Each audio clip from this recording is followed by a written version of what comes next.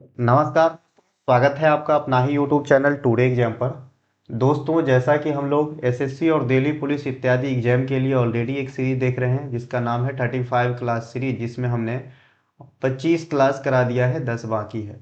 आज इस सीरीज से दूर आप लोगों के ही डिमांड पे, जैसा कि आप लोग कह रहे हैं कि कुछ टेस्ट जैसा लुक प्रदान कराइए सर, ताकि हम अपने आप को रिवीजन कर पाए। देखिए, इसमें क्वेश्चन इजी से हार्ड रखा गया है, यानी ये पूरे मेरे क्लास का मटेरियल नहीं है जैसा मैं पढ़ाता हूँ, जिसके लिए मैं जाना जाता हूँ। ऐसा जो है मॉडरेट टू हाई नहीं है, इसमें लो क्वेश्चन भी है। लेकिन इस क्वेश्चन के थ्रू ही मैं चीज़ों को रिलेट करना आपको सिखाऊंगा, या यूं कहे तो मैं आपको रिफ्रेश करूंगा आने वाले समय में, जो नज़दीक आपका एग्जाम है वहाँ पे इसकी बेनिफिट देखने को मिल जाएगी। तो चलिए शुरू करते हैं आज का ये क्लास बिना टाइम गवाए। हमारा कोई सा भी कंटेंट चाहिए, डिस्क्रिप्शन में दिए गए लिंक को आप क्लिक करेंगे, व्हाट्सएप पे जाएंगे और वहाँ से एक छोटी सी फी अदा करके कंटेंट को बाय कर लेंगे और अपनी जर्नी को अंजाम तक पहुँचाएंगे।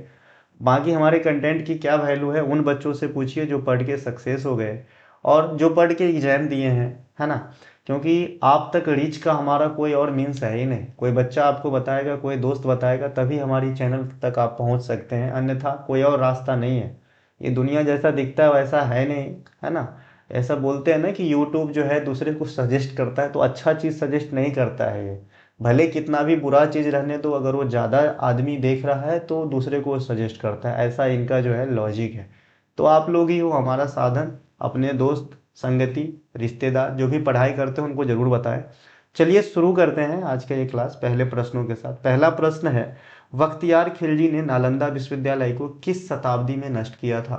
देखिए, बख्तियार खिलजी ने नालंदा विश्वविद्यालय को जो है बिगाड़ने का काम किया था। इसे बनाने का काम किया था कुमार गुप्त प्रथम, है ना, कुमार गुप्त प्रथम।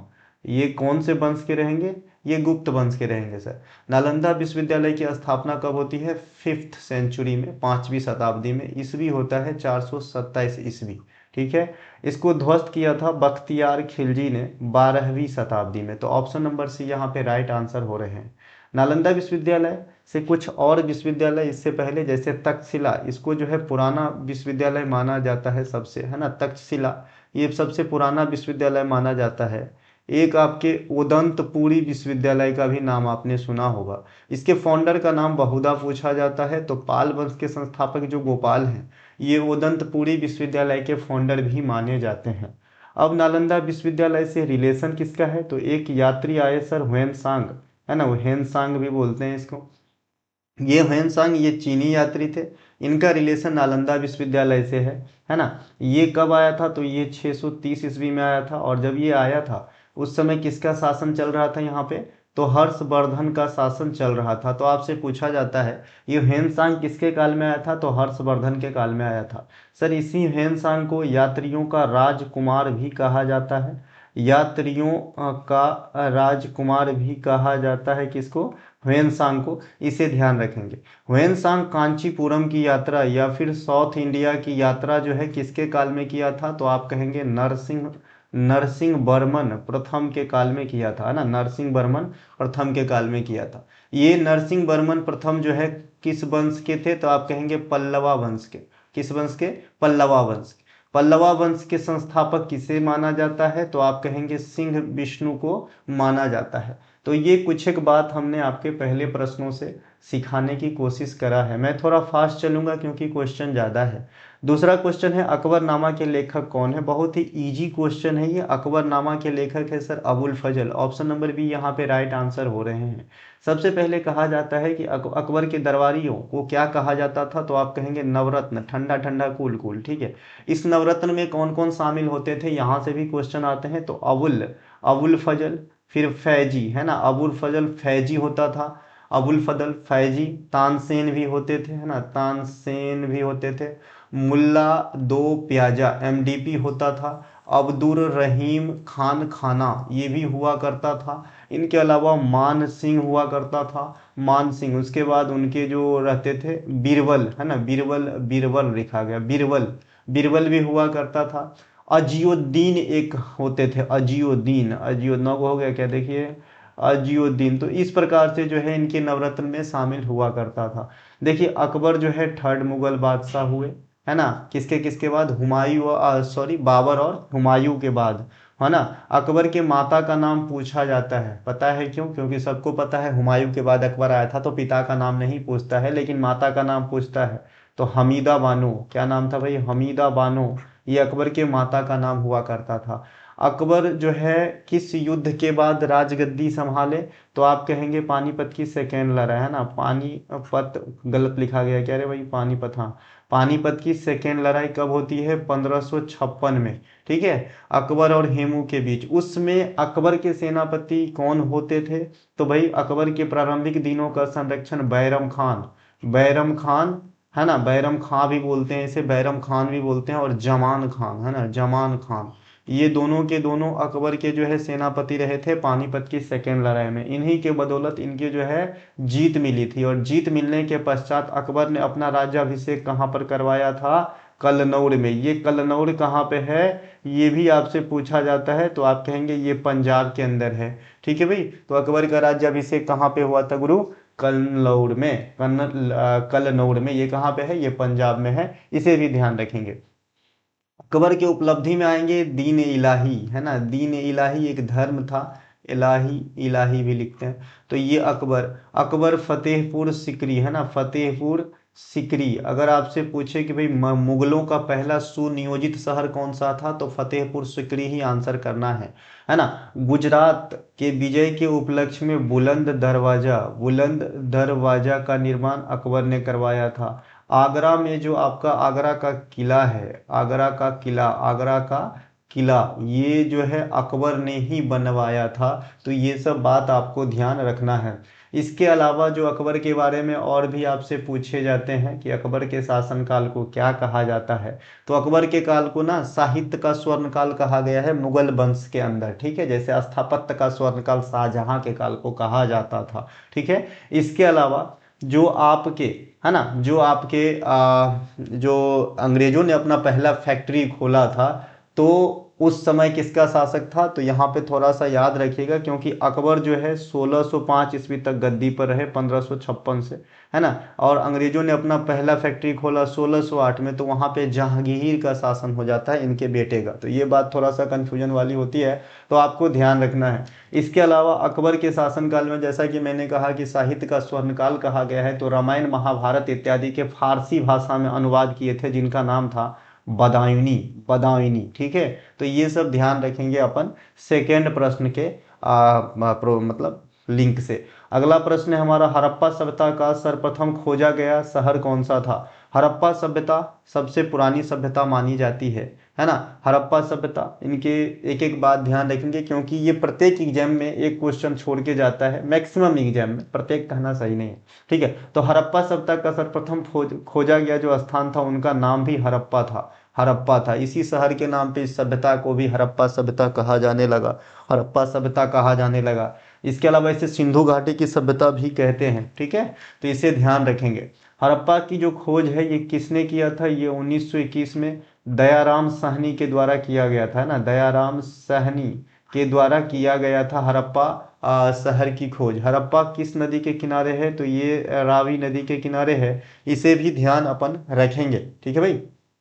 इसके अलावा यहाँ पे है भैया मोहनजोदारो। ये हड़प्पा सभ्यता के सबसे बिगेस्ट, है ना, सबसे बिगेस्ट सिटी थे आपका मोहनजोदारो। इसे मृतकों का टीला भी कहा गया है, मृतकों का टीला, मृतकों का टीला भी कहा गया है। मोहनजोदड़ो जो है ये सिंधु नदी के किनारे अवस्थित था, इन्हें ध्यान रखेंगे। और हड़प्पा सभ्यता के अंदर ये सबसे महत्वपूर्ण नदी है, सिंधु नदी जो है सबसे महत्वपूर्ण नदी है। इसीलिए यहाँ से एक क्वेश्चन बन जाता है कि हड़प्पा सभ्यता किस नदी के किनारे फली फूली थी? तो इस केस में आपको रावी भी मिलता है, सिंधु भी मिलता है, क्योंकि हड़प्पा सभ्यता के बहुत सारे स्थल जो है अलग अलग नदी के किनारे अवस्थित थे।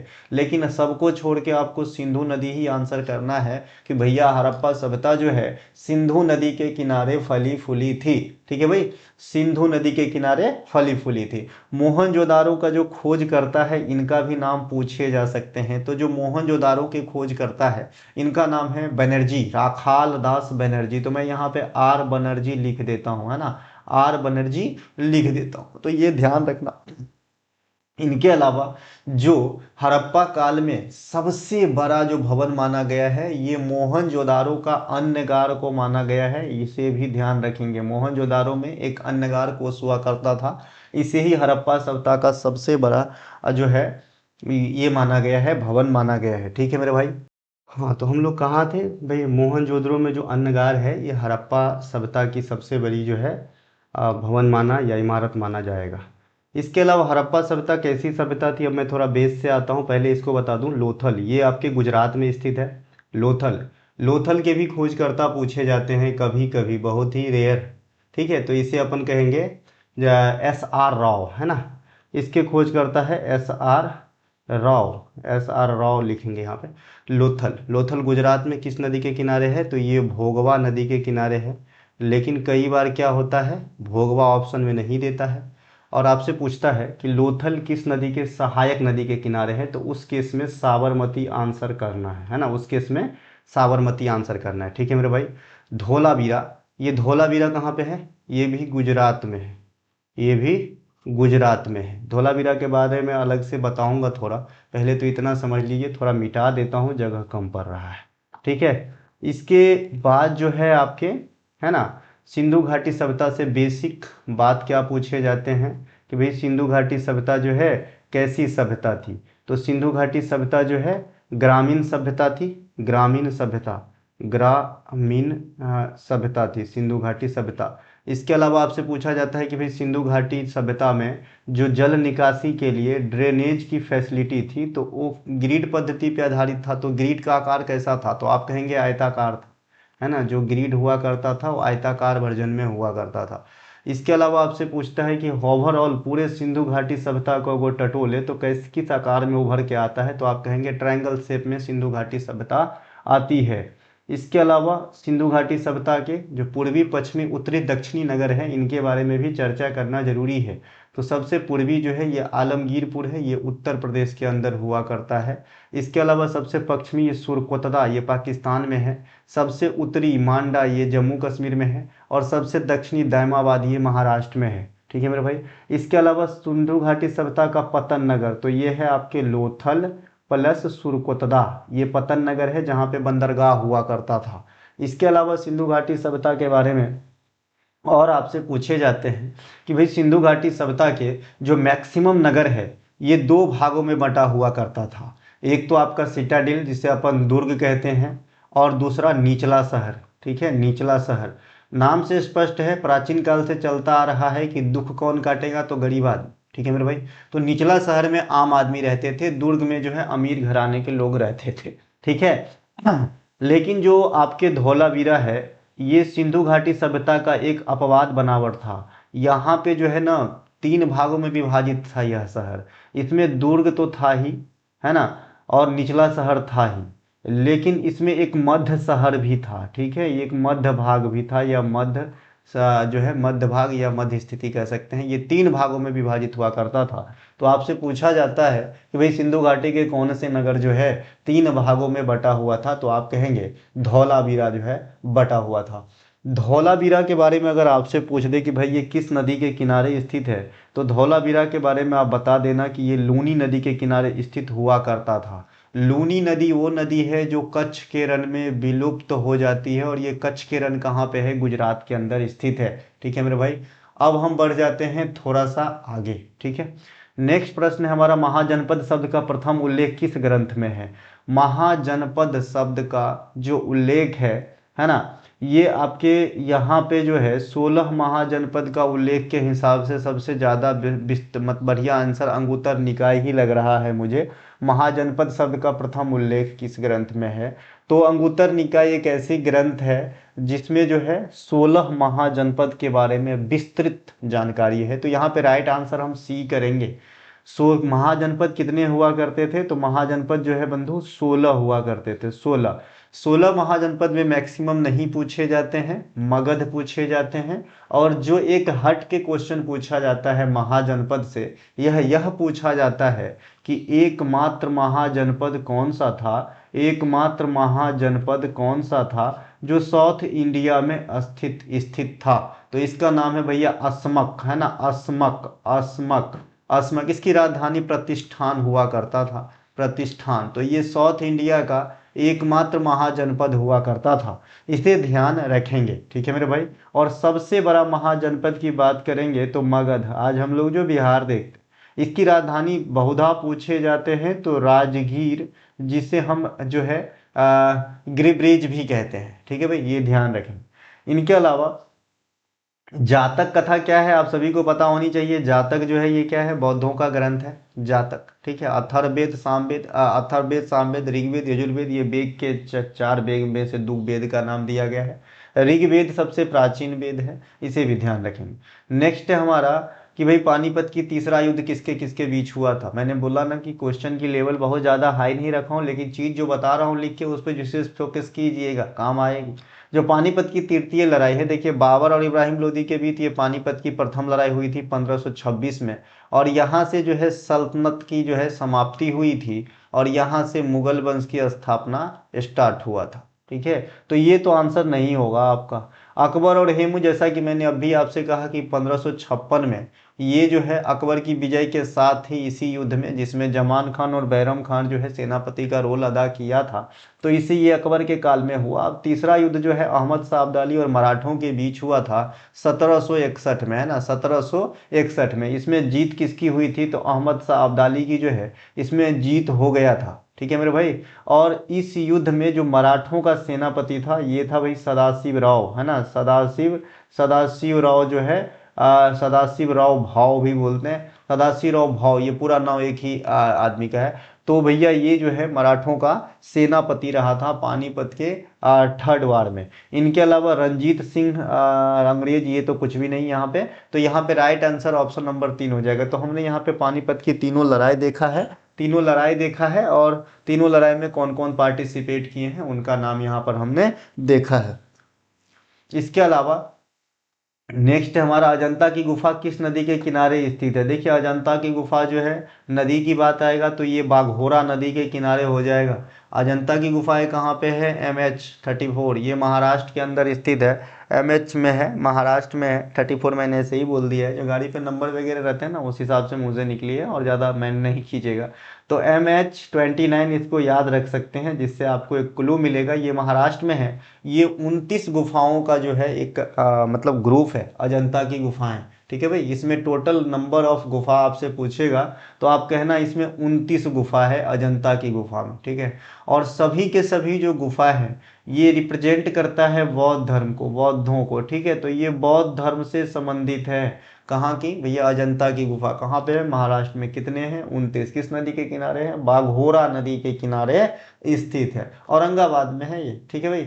इसके अलावा इसको जो है यूनेस्को के पहले लॉट में ही शामिल कर लिया गया था 1983 में। 1983 में 4 चीज को यूनेस्को में शामिल किया गया था, जैसा कि मैंने पहले ही बताया था। इसके अलावा इस एक इसी से मिलता जुलता नाम है एलोरा का गुफा, है ना, एलोरा, एलोरा का गुफा, ये भी महाराष्ट्र के अंदर ही है, लेकिन इसको अपन MH34 याद रखेंगे। इसमें 34 गुफा है, ठीक है। इसमें कितने हैं, 34 गुफाओं का क्रम है, जो आपके जैन, बौद्ध और हिंदू, वैसे तो जैन और बौद्ध भी हिंदू का ही है ना ब्रांच है, लेकिन ये तीनों अलग अलग आप जानना चाहें तो ये जैन, बौद्ध और हिंदू तीनों से संबंधित जो है गुफा है। इसी एलोरा के गुफा में स्थित जो कैलासा मंदिर है, जो कैलाश मंदिर है ना, ये इंडिया का सबसे बड़ा रॉक कट हिंदू टेम्पल है। इसे ध्यान रखेंगे, रॉक कट हिंदू टेम्पल है, सबसे बड़ा इंडिया का कैलासा मंदिर। इसको जो है बनाने का काम कृष्ण प्रथम ने किया था ना, कृष्णा प्रथम ने किया था, जो आपके राष्ट्रकूट वंश के जो है एक शासक हुए। राष्ट्रकूट वंश के फाउंडर भी पूछे जाते हैं, तो दंती दुर्ग जो है ये राष्ट्रकूट वंश के फाउंडर है ना, दंती दुर्ग, इन्हें ध्यान रखेंगे, ठीक है भाई। तो ये हमने गुफा की बात करा है। इसके अलावा एक गुफा में आ जाता है आपके बिहार में बराबर का गुफा पूछा जाता है कि ये बिहार मतलब कहाँ स्थित है, बराबर का गुफा, तो आप कहना ये बिहार में स्थित है। कहाँ पर है, ये बिहार में स्थित है, इन्हें भी ध्यान रखेंगे। इनके अलावा उदयगिरी का गुफा भी पूछा जाता है, तो ये आपके उड़ीसा में स्थित है और मध्य प्रदेश में भी स्थित है। इनके अलावा भारत में सबसे पहले यूरोपीय व्यापारिक शक्ति कौन थी? भाई भारत में सबसे पहले यूरोप से व्यापारिक शक्ति आने का क्रम आपसे पूछ रहा है, तो सबसे पहले पुर्तगीज आए थे, पुर्तगाली। पुर्तगाली में कौन आए थे भैया? 1498 में वास्को डी गामा, है ना, वास्को डी गामा। तो ये सबसे पहले भारत आए थे और इन्हें ही इंडिया के खोजने का श्रेय दिया जाता है।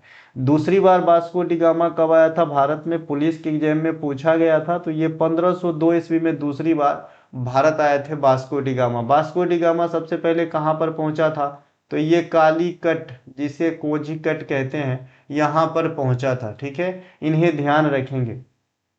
इसके अलावा कल मैंने या परसों मैंने बताया था कि कालीकट को यूनेस्को ने किस शहर के रूप में जो है घोषित किया है। आप लोगों से फिर से ये आंसर चाहूंगा कि कालीकट को यूनेस्को ने किस शहर के रूप में घोषित किया है। जो बच्चा वास्तव में जुझारू है और मुझसे पढ़ने आते हैं, जरूर बताना मेरे भाई। एक योगेश बताएगा और भी कई लड़के बताएंगे, ठीक है, तो जरूर बताना, ठीक है।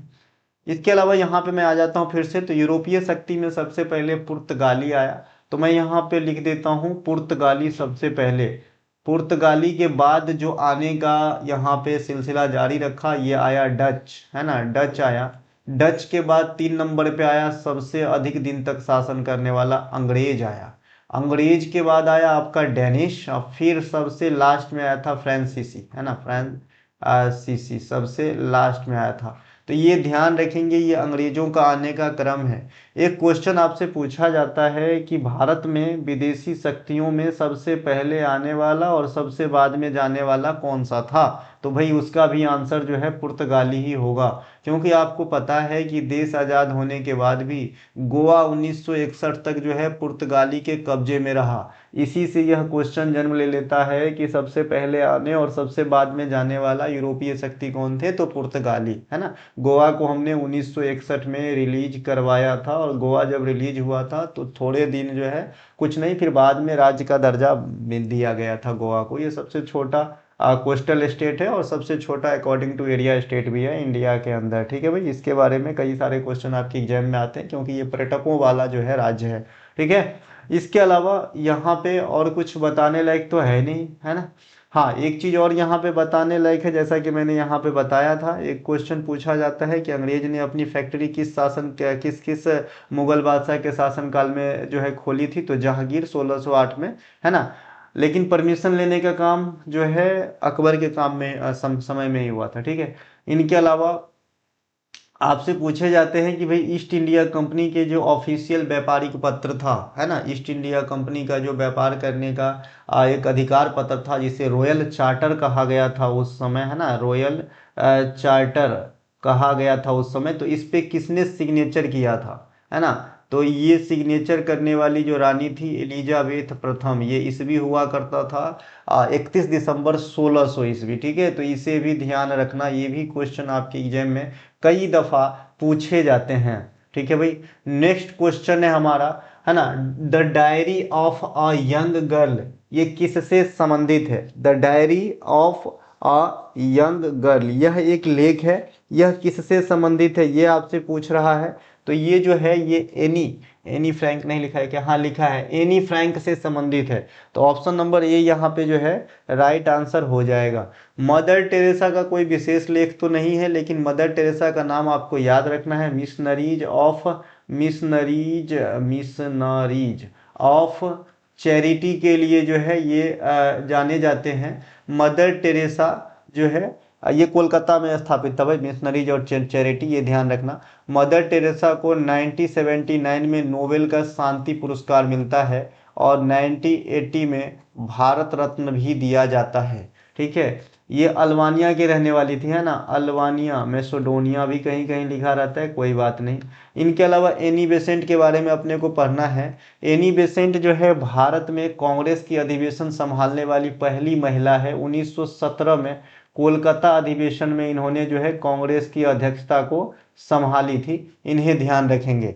एनी बेसेंट के द्वारा ही 1916 में मद्रास में होम रूल लीग चलाया गया था, है ना, होम रूल लीग चलाया गया था। देखिए जो होम रूल लीग है ये एनी बेसेंट के नाम से भी जुड़ा है, और बाल गंगाधर तिलक के नाम से भी जुड़ा है। तो बाल गंगाधर तिलक जो है ये महाराष्ट्र के पुणे में चलाए थे, और मद्रास में चलाने का काम जो होम रूल लीग को नेतृत्व किया था ये एन बेसेंट ने चलाया था। आपको याद होगा जो मैडम ब्लावत्स्की और कर्नल अलकाट के द्वारा थियोसोफिकल सोसाइटी अमेरिका के अंदर 1875 में लाया गया था, उनको भारत में चलाने का श्रेय भी एनी बेसेंट को दिया जाता है। और थियोसोफिकल सोसाइटी ने भारत में अपना पहला मुख्यालय 1882 और डेयार महाराष्ट्र में सॉरी मद्रास में स्थापित किया था। तो ये भी ध्यान रखेंगे, ये थियोसोफिकल सोसाइटी की बात है गुरु, ठीक है। इनके अलावा मैडम क्यूरी, इनको भी आपको याद रखना है, ये 2 नोबेल पुरस्कार विजेताओं में से एक है। एक तो इनको 1903 में नोबेल पुरस्कार मिला था रेडियो एक्टिविटी के लिए, और फिर दूसरी बार इनको मिला था 1911 में पोलोनियम रेडियम इत्यादि को जो है खोज करने के लिए। नेक्स्ट क्वेश्चन है हमारा, इनकलाब जिंदाबाद का नारा किसने दिया था? आप सभी बताएंगे इनकलाब जिंदाबाद का नारा किसने दिया था। तो यहाँ पे राइट आंसर भगत सिंह साहब हो जाएंगे। देखिए भगत सिंह साहब से अपने को बहुत कुछ सीखना है। भगत सिंह साहब से सबसे पहले असेंबली में जो है 1929 में बम वाली बात याद रखना है। बम फेंकने के समय इनके सहयोगी कौन रहे थे? तो बटुकेश्वर दत्त साहब रहे थे, इनको भी आपको याद रखना है।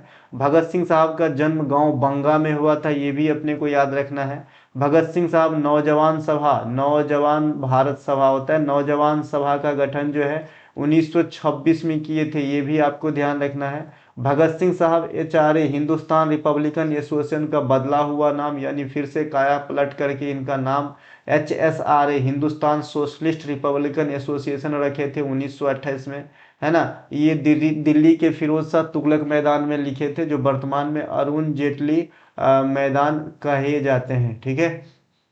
इनके अलावा भगत सिंह जी को फांसी 1931 ईस्वी में दिया गया था, ये भी आपको ध्यान रखना है ना। इनके अलावा हाँ, चंद्रशेखर आजाद से एक क्वेश्चन पूछा जाता है। चंद्रशेखर आजाद से जो काकोरी कांड हुआ था ना, इनमें चंद्रशेखर आजाद साहब भी सक्रिय रहे थे। काकोरी, आप काकोरी ट्रेन एक्शन नाम दिया गया है इज्जत के साथ, ठीक है। पहले काकोरी कांड कहते थे, अब काकोरी ट्रेन एक्शन नाम दिया गया है। तो इनमें जो है चंद्रशेखर आजाद सक्रिय रहे थे। चंद्रशेखर आजाद की मृत्यु जो है अल्फ्रेड पार्क में हुआ था, ये भी पूछा जाता है आपको, अल्फ्रेड पार्क। इनके अलावा जो आपका सुभाष चंद्र बोस साहब है, इनके बारे में क्या कहना आप सभी को पता है। इनकी जो है सुभाष चंद्र बोस साहब से अब तो सबसे जो फेमस क्वेश्चन है ये पूछा जाता है कि सुभाष चंद्र बोस साहब कांग्रेस में कितनी बार अध्यक्ष के तौर पे सेलेक्ट हुए थे? तो आप कहेंगे 2 बार। एक तो आपका हरिपुरा अधिवेशन, हरिपुरा अधिवेशन, और एक आपका त्रिपुरी अधिवेशन, ठीक है। हरिपुरा अधिवेशन 1938 में अध्यक्षता करते हैं, और त्रिपुरी अधिवेशन 1939 में सेलेक्ट होने के बावजूद भी अधिवेशन की अध्यक्षता नहीं करते हैं। और यह जो अधिवेशन कांग्रेस का अधूरा रह गया था क्योंकि इन्होंने अध्यक्षता नहीं करे, तो बाद में इसी अधिवेशन को कंटिन्यू करते हुए राजेंद्र प्रसाद साहब अध्यक्षता किए थे। तो ये बात भी आपको ध्यान रखना है, ठीक है। सुभाष चंद्र बोस साहब से और क्या, तुम मुझे खून दो मैं तुम्हें आज़ादी दूंगा, है ना, इंडियन नेशनल आर्मी इत्यादि से सुभाष चंद्र बोस साहब का नाम जुड़ा हुआ है। गांधी जी को इन्होंने ही 1944 में राष्ट्रपिता कहकर संबोधित किए थे। ये सभी बात सुभाष चंद्र बोस साहब के साथ जुड़ा हुआ है। राम प्रसाद बिस्मिल, राम प्रसाद बिस्मिल जो है, अभी मैंने एक HRA नाम लिया था हिंदुस्तान रिपब्लिकन एसोसिएशन, तो उनके संस्थापकों में से एक थे। नेक्स्ट क्वेश्चन है हमारा, विजयनगर साम्राज्य की स्थापना किसने की थी? देखिए विजयनगर साम्राज्य की स्थापना जो है संगम वंश के, है ना, कौन से वंश के भाई? संगम वंश के। देखिए संगम काल अलग है जिसपे आपके चोल, पांड और चेर वंश को पढ़ना है, वो मैंने अलग से आपके टॉपिक वाइज में करा दिया हूँ, क्योंकि आपको पता है टुडे एग्जाम अपने कंटेंट के साथ एक टॉपिक वाइज कंपाइल भी देता है, जिसमें आपको जो है जो बहुत ज़्यादा इंपॉर्टेंट चीज़ है वो अलग से करा दिया जाता है, और फिर दोबारा नहीं पढ़ाया जाता, क्योंकि मैं गाया हुआ गीत बार बार नहीं गाता हूँ। ऐसा नहीं कि थोड़ा दिन पुराना हो गया उसी वीडियो के उसी PDF से फिर पढ़ा दिया, ऐसा करना होता तो रोज वीडियो आता, लेकिन नहीं आ रहा है ना, है ना। तो समझिए, है ना, सत्यता को समझिए। बहुत अभी 2-4 दिन पहले ही एक बहुत बड़े लेक्चरर कहिए, टीचर कहिए, और बहुत अच्छे इंसान कहिए, उनके द्वारा एक वर्ड बोला गया था कि आजकल के ज़माने में सत्यता को साबित करने के लिए भी कुछ चीज़ होनी चाहिए, ठीक है। तो वैसा ही मेरा हाल है। तो यहाँ पे मैं क्या कहना चाह रहा था कि भाई संगम वंश जो है ये विजयनगर साम्राज्य के अंतर्गत जो 4 वंश हुए उनमें ये प्रथम थे। संगम के बाद कौन सा हुआ? सुलुवा, सेकेंडरी मतलब सुलुवा। फिर आ गया भाई तुलुवा 3 नंबर पे, टर्सेरी, टी से टर्सेरी, टी से तुलुवा, और लास्ट में अरबिदु, है ना, अरबिदु। तो ये 4 वंश है जो विजयनगर साम्राज्य पे शासन करने का काम किए थे। तो विजयनगर साम्राज्य के जो संस्थापक हुए वो संगम वंश के होगा, जाहिर सी बात है, क्योंकि पहले यह वंश आया। तो संगम वंश के हरिहर एवं बुक्का ने 1336 ईस्वी में विजयनगर साम्राज्य की स्थापना की। आपसे क्वेश्चन पूछा जाता है कि जब विजयनगर साम्राज्य की स्थापना हुई तो उस समय दिल्ली सल्तनत पे किसके शासन चल रहे थे? तो मोहम्मद बिन तुगलक का शासन चल रहा था। यहाँ पे चारों वंश का संस्थापक आपसे पूछा जाएगा। संगम वंश का जो संस्थापक है ये है मेरे भाई हरिहर प्रथम, है ना। कौन है भाई? हरिहर प्रथम को जो है ना संगम वंश के संस्थापक माना जाता है। सुलुभ वंश के संस्थापक नरसिंह सुलभ, है ना, नरसिंह सुलुबा। तो ये याद करने में बड़ा इजी है। तुलुक वंश के संस्थापक भी नरसिंह तुलुबा है ना, नरसिंह तुलुबा। आज पेन को क्या होगा पता नहीं। अरबिदु वंश के संस्थापक जो है तिरुमला है ना, तिरुमला। तो इसे ध्यान रखेंगे। अब जो ये विजयनगर साम्राज्य है इनके पतन भी तो हुआ, क्योंकि आज तो है नहीं। तो भाई ये पतन का जो मेन कारण है ये तालीकोटा का युद्ध है ना, तालीकोटा का जो वार है, युद्ध है, ये विजयनगर साम्राज्य की पतन का प्रमुख कारणों में से एक है, जो 1565 में होती है। इसे राक्षसी तंगड़ी का युद्ध भी कहा जाता है, राक्षसी तंगड़ी का युद्ध भी कहा जाता है, ये ध्यान रखेंगे। इसके अलावा आपसे पूछा जाता है कि जो ये तालीकोटा का युद्ध हुआ था ये किसके किसके बीच में हुआ था? वंशलेवी में। तो आप कहेंगे विजयनगर साम्राज्य और दक्कन क्षेत्र के बीच हुआ था, ठीक है मेरे भाई। लेकिन आपसे पूछा जाता है कि भाई विजयनगर साम्राज्य, VS लिख देता हूँ, और दक्कन एरिया के कौन से वंश इसमें पार्टिसिपेट नहीं किया था? तो भाई आपको पता होगा उस समय 5 प्रचलित जो आपका जो है एक तरीके से क्या कह सकते हैं भाई 5 सल्तनत छोटे छोटे मान लीजिए दक्कन में, है ना। उसका नाम था बीजापुर, अहमदनगर, गोलकुंडा, बीदर और बरार। तो आप कहेंगे जो तालीकोटा का युद्ध था इसमें बरार पार्टिसिपेट नहीं कर रहे थे, बाद बाकी 4 कर रहे थे, गोलकुंडा, बीदर, अहमदनगर और बीजापुर। तो ये गुड क्वेश्चन है जो आपको ध्यान रखना चाहिए, है ना। तालीकोटा का युद्ध जो है रामराय, है ना, रामराय के समय में हुआ था, नेतृत्व, है ना। सदाशिव राय और राम राय दोनों थे, यहाँ पे राम राय लिखा है तो बता दिया। उस समय विजयनगर के अरबिदु वंश पे बैठे थे।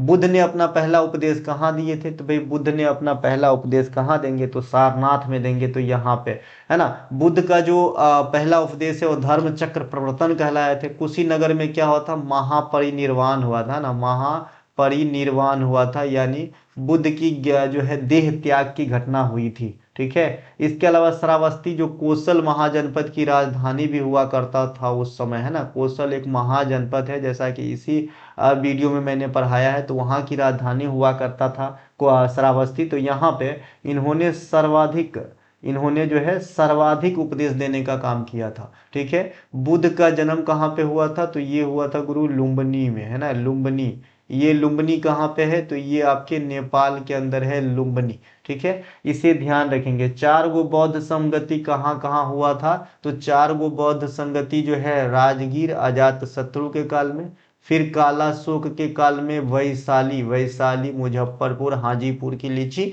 वैशाली, इसके बाद में पाटलिपुत्रा PPTA जो आज पटना पाटलिपुत्रा अपन कहेंगे, है ना, पाटलिपुत्रा। और इसके बाद में कुंडलवन जो कश्मीर के अंदर है, जो कनिष्क के काल में हुआ था। तो ये 4 गो बौद्ध संगति है ना, इसे ध्यान रखेंगे, ठीक है भाई। इसके अलावा बौद्धों के जो पवित्र ग्रंथ है उसे क्या कहा जाता है? तो उसे त्रिपिटक कहा जाता है। त्रिपिटक में कौन से 3 पिटक है? सुत्त पिटक, विनय पिटक, अधम्म पिटक, है ना। बौद्ध के पुनर्जन्म की कथा जो है वो जातक में वर्णित है। इससे पहले मैंने अभी आपको बताया भी था किसी गुफा वाला क्वेश्चन में। तो ये सब ध्यान रख लेंगे।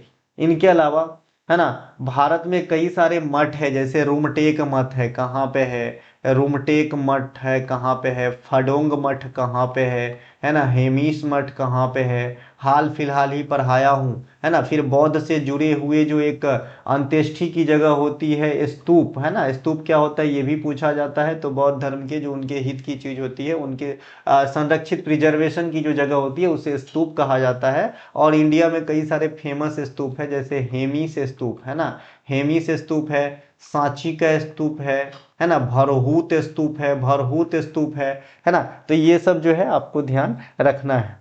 इसके अलावा नील दर्पण के नाटक के लेखक कौन थे? तो नील दर्पण के नाटक के लेखक दीनबंधु मित्रा यहाँ पे राइट आंसर हो जाएगा। ठीक है। बंकिम चंद्र चटर्जी का आनंद मठ है ना, आनंद इस प्रकार से लिखा जाएगा, आनंद मठ, आनंद मठ। ये बंकिम चंद्र चटर्जी के जो आपका वंदे मातरम है ना, वंदे मातरम ये आनंद मठ से लिया गया है। तो बंकिम चंद्र चटर्जी का आपका वंदे मातरम है। अभी वंदे मातरम वाली बात काफी गरमाया हुआ था, इन्हें भी ध्यान रखेंगे। इनके अलावा दीनबंधु मित्र इनके लेखक हो गए। रविन्द्रनाथ टैगोर साहब के कुछ प्रमुख लेख में आएंगे, तो इनके प्रमुख लेख में गोरा, गीतांजलि, गोरा, गीतांजलि, चोखेर वाली, चोखेर वाली भी इनका एक लेख है, चोखेर वाली।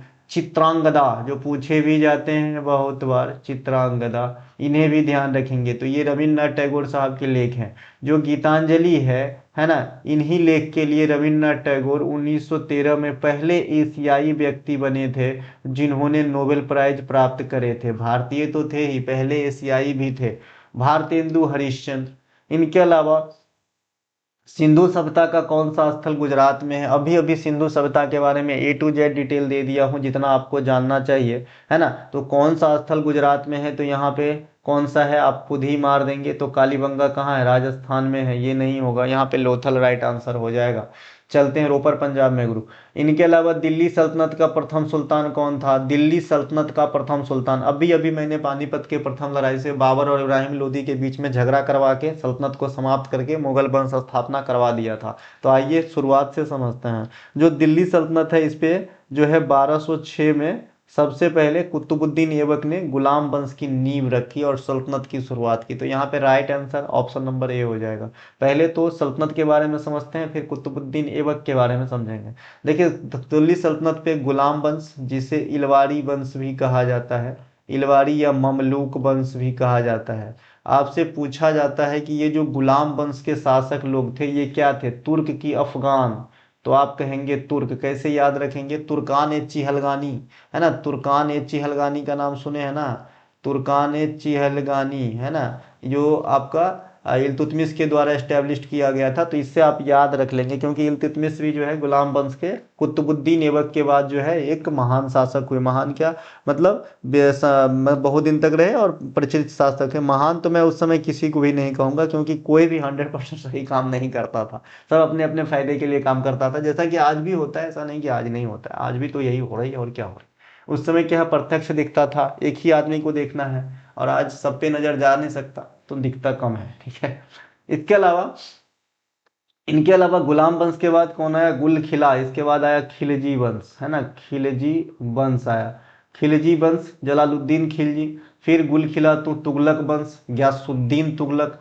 फिर अपना आया गुल खिला सैयद वंश, खिज्र खां, और फिर लोदी वंश, बहलोल लोदी। तो ये 5 वंश है जो दिल्ली सल्तनत को कैरी फॉरवर्ड 1206 ईस्वी से 1526 ईस्वी तक ढोया। ठीक है। इसके बाद बाबर जो है फरगना से आकर के यहाँ 1526 में पानीपत की प्रथम लड़ाई कर दिया, और जो अपना लोदी वंश के आखिरी शासक इब्राहिम लोदी हुआ, उनको हरा करके मुगल वंश की स्थापना कर डाली बाबर, जो 1957 तक माने जाते हैं, है ना। जो सिपाही विद्रोह हुआ था 1957 में, तब तक मुगल वंश कायम था ऐसा माना जाता है। और 1958 में जो है अंतिम शासक मुगल वंश के बहादुर शाह जफर सेकेंड को निर्वासित कर दिया जाता है अंग्रेजों के द्वारा रंगून, तब तक माना जाता है, मानिए। ठीक है। तो ये ध्यान रखेंगे, ये मैंने दिल्ली सल्तनत की एक छोटी सी क्रम चलाई है सिर्फ। इसके अलावा कुतुबुद्दीन ऐबक के बारे में जानते हैं, है ना। 2.5 दिन का झोपड़ा जो अजमेर में है, ये कुतुबुद्दीन ऐबक की जो है बनाई गई है, 2.5 दिन का झोपड़ा। लेकिन जो इसका सबसे फेमस निर्माण है, ये है वही कुतुब मीनार। कुतुब मीनार की नींव इन्होंने ही रखी थी, बनाने का काम इल्तुतमिश ने किया था, इल्तुतमिश ने किया था। और ऊपर का फ्लोर बनाया था फिरोज तुगलक। तो मैं यहाँ पे एफ तुगलक लिख देता हूँ, है ना, एफ तुगलक। तुगलक स्पेलिंग गलत हो सकता है भाई, QU भी हो सकता है, कोई बड़ी बात नहीं है। ठीक। इसके अलावा जो आपका कुतुबुद्दीन ऐबक है, इसे लाख बख्श भी कहा जाता है, लाख बख्श, लाखों का दान देने वाला, लाख बख्श भी कहा जाता है किसे, कुतुबुद्दीन ऐबक को। तो इसे भी ध्यान रखेंगे। इनका मृत्यु कैसे हुआ था ये भी पूछ लेते हैं एग्जामिनर। तो चौगान खेलते समय घोड़ा से गिरकर इनकी मृत्यु हो गई थी। बाद बाकी दिल्ली सल्तनत वगैरह आराम से पढ़ाया हूँ, अलग से भी पढ़ा दिया हूँ अपने टॉपिक वाइज में। देखिए भारत का नेपोलियन किसे कहा जाता है, समुद्रगुप्त को कहा जाता है। यहाँ पे समुद्रगुप्त है, इसे भारत का नेपोलियन या संगीत प्रेमी भी कहा जाता है ना। ये संगीत प्रेमी हुआ करते थे, सिक्का पर जो है बीना बजाते हुए इन्हें दिखाया गया है। गुप्त वंश के फाउंडर कौन हुए सर, श्री गुप्त हुए, गुप्त वंश के फाउंडर, इन्हें ध्यान रखेंगे। चंद्रगुप्त मौर्य कौटिल्य के सहायता से मौर्य वंश के फाउंडर हुए और इन्होंने किसे हराया था, धनानंद को हराया था, जो नंद वंश के आखिरी शासक हुए थे। इनके अलावा अशोक जो है ये कौन से वंश के हैं, है ना, मौर्य सम्राट अशोक, ये मौर्य वंश के तीसरे महान शासक हुए, है ना। और ये जो है यहाँ पे, है ना, शिलालेखों का प्रचलन स्टार्ट करवाया, शिलालेखों का प्रचलन स्टार्ट करवाया। जो सांची का स्तूप है ये इन्होंने ही बनवाया है, अशोक साहब ने ही बनवाया है। इन्होंने बौद्ध धर्म को काफ़ी जो है प्रचार प्रसार किया और इन्होंने बौद्ध धर्म का दीक्षा जो है उपगुप्त नामक बौद्ध भिक्षु से लिया था। ठीक है, कनिष्क जो है इन्होंने भी बौद्ध धर्म को अपनाया और ये जो चौथी बौद्ध संगति हुआ था कुंडल बन कश्मीर के अंदर, तो ये कनिष्क ने करवाया था। साथ ही साथ कनिष्क से एक चीज और याद रखना है, इन्होंने सिल्क मार्ग को भी खोजा था, है ना। सिल्क मार्ग का जो प्रचलन है ये कनिष्क ने ही करवाया था, इसे ध्यान रखेंगे। नेक्स्ट है हमारा मोहनजोदड़ो किस नदी के किनारे स्थित है। अभी मैंने सिंधु घाटी सभ्यता को बताया था, सिंधु नदी, और आपसे पूछा भी, बताया भी था कि अगर आपसे पूछे कि भाई सिंधु घाटी की सभ्यता किस नदी के किनारे फली फूली, तो आपको सिंधु नदी बताना है। इसके अलावा अस्थाई बंदोबस्त लागू किया गया था, कब किया गया था, तो अस्थाई बंदोबस्त लागू जो है 1793 में किसके द्वारा करवाया गया था, कार्नवालिस के द्वारा, है ना। किसके द्वारा करवाया गया था, कार्नवालिस के द्वारा करवाया गया था। ठीक है, तो ये भी आपको ध्यान रखना है। इसमें क्या हुआ, जो जमीन की मालिक है ना वो जमींदार को बनाया गया था। और अगर आपसे पूछे कि भाई अस्थाई बंदोबस्त कहाँ लागू किया गया था, तो बिहार, बंगाल और उड़ीसा में उस समय ये टॉप पे हुआ करता था। बिहार, बंगाल और जो है ओडिशा, ये जो है यहाँ पे लगाया गया था आपके अस्थाई बंदोबस्त। आपको पता ही होना चाहिए कि जो ओडिशा है ये पहले बिहार का पार्ट था, 1936 में अलग हुआ है। और जो बिहार है ना, ये आपके बंगाल का पार्ट था, ये 1912 में अलग हुआ है ना। और जो झारखंड है ये भी बिहार का पार्ट था, ये 2000 में अलग हुआ है। तो आप सोच सकते हैं कि उस समय बंगाल कितना बड़ा रहा होगा, है ना। ठीक है, एक सेकेंड भैया, क्या हुआ बाबू। हाँ, तो हम लोग नेक्स्ट क्वेश्चन की तरफ चलते हैं, बीच में थोड़ा सा फोन वगैरह आ गया था। The Indian war of independence पुस्तक किसने लिखी है, the Indian war of independence, ये पुस्तक जो लिखे हैं वीडी सावरकर साहब के द्वारा लिखा गया है। तो यहाँ पे ऑप्शन नंबर बी हम राइट आंसर करेंगे। वीडी सावरकर का नाम जो है मित्र मेला नामक संगठन के साथ जुड़ा हुआ था, जिसकी स्थापना इन्होंने 1899 ईस्वी में महाराष्ट्र के नासिक में किए थे, जहाँ पे त्र्यंबकेश्वर भगवान की जो है मंदिर है ना। यही मित्र मेला जो है रिमॉडलिंग होके फिर इनको जो है अभिनव भारत नाम दे दिया गया था, अभिनव भारत। तो अगर अभिनव भारत की स्थापना पूछता है तो 1904 ईस्वी करना है। मित्र मेला की स्थापना 1899 में। दोनों का नाम बीडी सावरकर साहब के साथ जुड़ा रहेगा। ठीक है मेरे भाई। इनके अलावा गांधी जी के कई लेख हैं, है ना। गांधी जी के केसरी केसरी पत्रिका है ना। नवजीवन भी है, नवजीवन केसरी है, नवजीवन है, हरिजन है ना। इनके अलावा इंडियन ओपिनियन है, यंग इंडिया है, यंग इंडिया भी है, इंडियन ओपिनियन भी है। ये सब जो है आपके गांधी जी के लेखों में हो जाएंगे। और है कौन भैया यहाँ पे, नेहरू साहब के जो है लेख तो वैसे बहुत हैं, लेकिन सबसे ज्यादा जो लेख पूछे जाते हैं नेहरू जी का ये है ना। क्या बोलते हैं, भारत की खोज, डिस्कवरी ऑफ इंडिया, है ना। डिस्कवरी ऑफ इंडिया जो है ये नेहरू जी के प्रसिद्ध लेखों में से एक है, डिस्कवरी ऑफ इंडिया। यहीं पे मैंने बताया था रीडिस्कवरी ऑफ इंडिया कहेगा तो मेघनाथ देसाई आंसर हो जाएगा। ठीक है मेरे भाई। इनके अलावा लाला लाजपत राय जो है, इनसे पूछा जाता है कि भाई ये किस चीज में लाठी चार्ज का शिकार हुआ था, तो ये साइमन कमीशन जो आया था, साइमन कमीशन, उनके विरोध करते समय लाठीचार्ज के शिकार हुए थे, जिससे अंततः इनकी मृत्यु हो गई थी। साइमन कमीशन कब आया था इंडिया, इंडिया आया था 1928 में, बन के कब तैयार हुआ था 1927 में। रिपोर्ट जो इन्होंने बाद में दिया था, तो ये बात ध्यान रखेंगे। इन्हें साइमन कमीशन को गोरों का कमीशन भी कहा जाता है, क्योंकि इसमें किसी भी इंडियन को जगह नहीं मिला था। सांची का स्तूप का निर्माण किसने करवाया था? अभी मैंने कहा भाई कि सांची का स्तूप जो है, इसकी निर्माण जो है अशोक साहब ने करवाया था, तो ऑप्शन नंबर बी यहाँ पे राइट आंसर हो जाएगा। ये सांची का स्तूप कहाँ पे है? तो ये आपके एमपी के अंदर है, एमपी के अंदर है, इन्हें ध्यान रखेंगे। कनिष्क के बारे में मैंने अभी बताया था, इन्होंने जो है सिल्क मार्ग का खोज किया था, है ना। इनके अलावा चतुर्थ बौद्ध संगति करवाया था। हर्ष के बारे में बताया था कि जो ह्वेनसांग है इन्हीं के शासन काल में आया था, हर्षवर्धन के काल में, है ना। इसके अलावा जो समुद्रगुप्त है, इसे भारत का नेपोलियन कहा जाता है। तीन चारों का ये हो गया।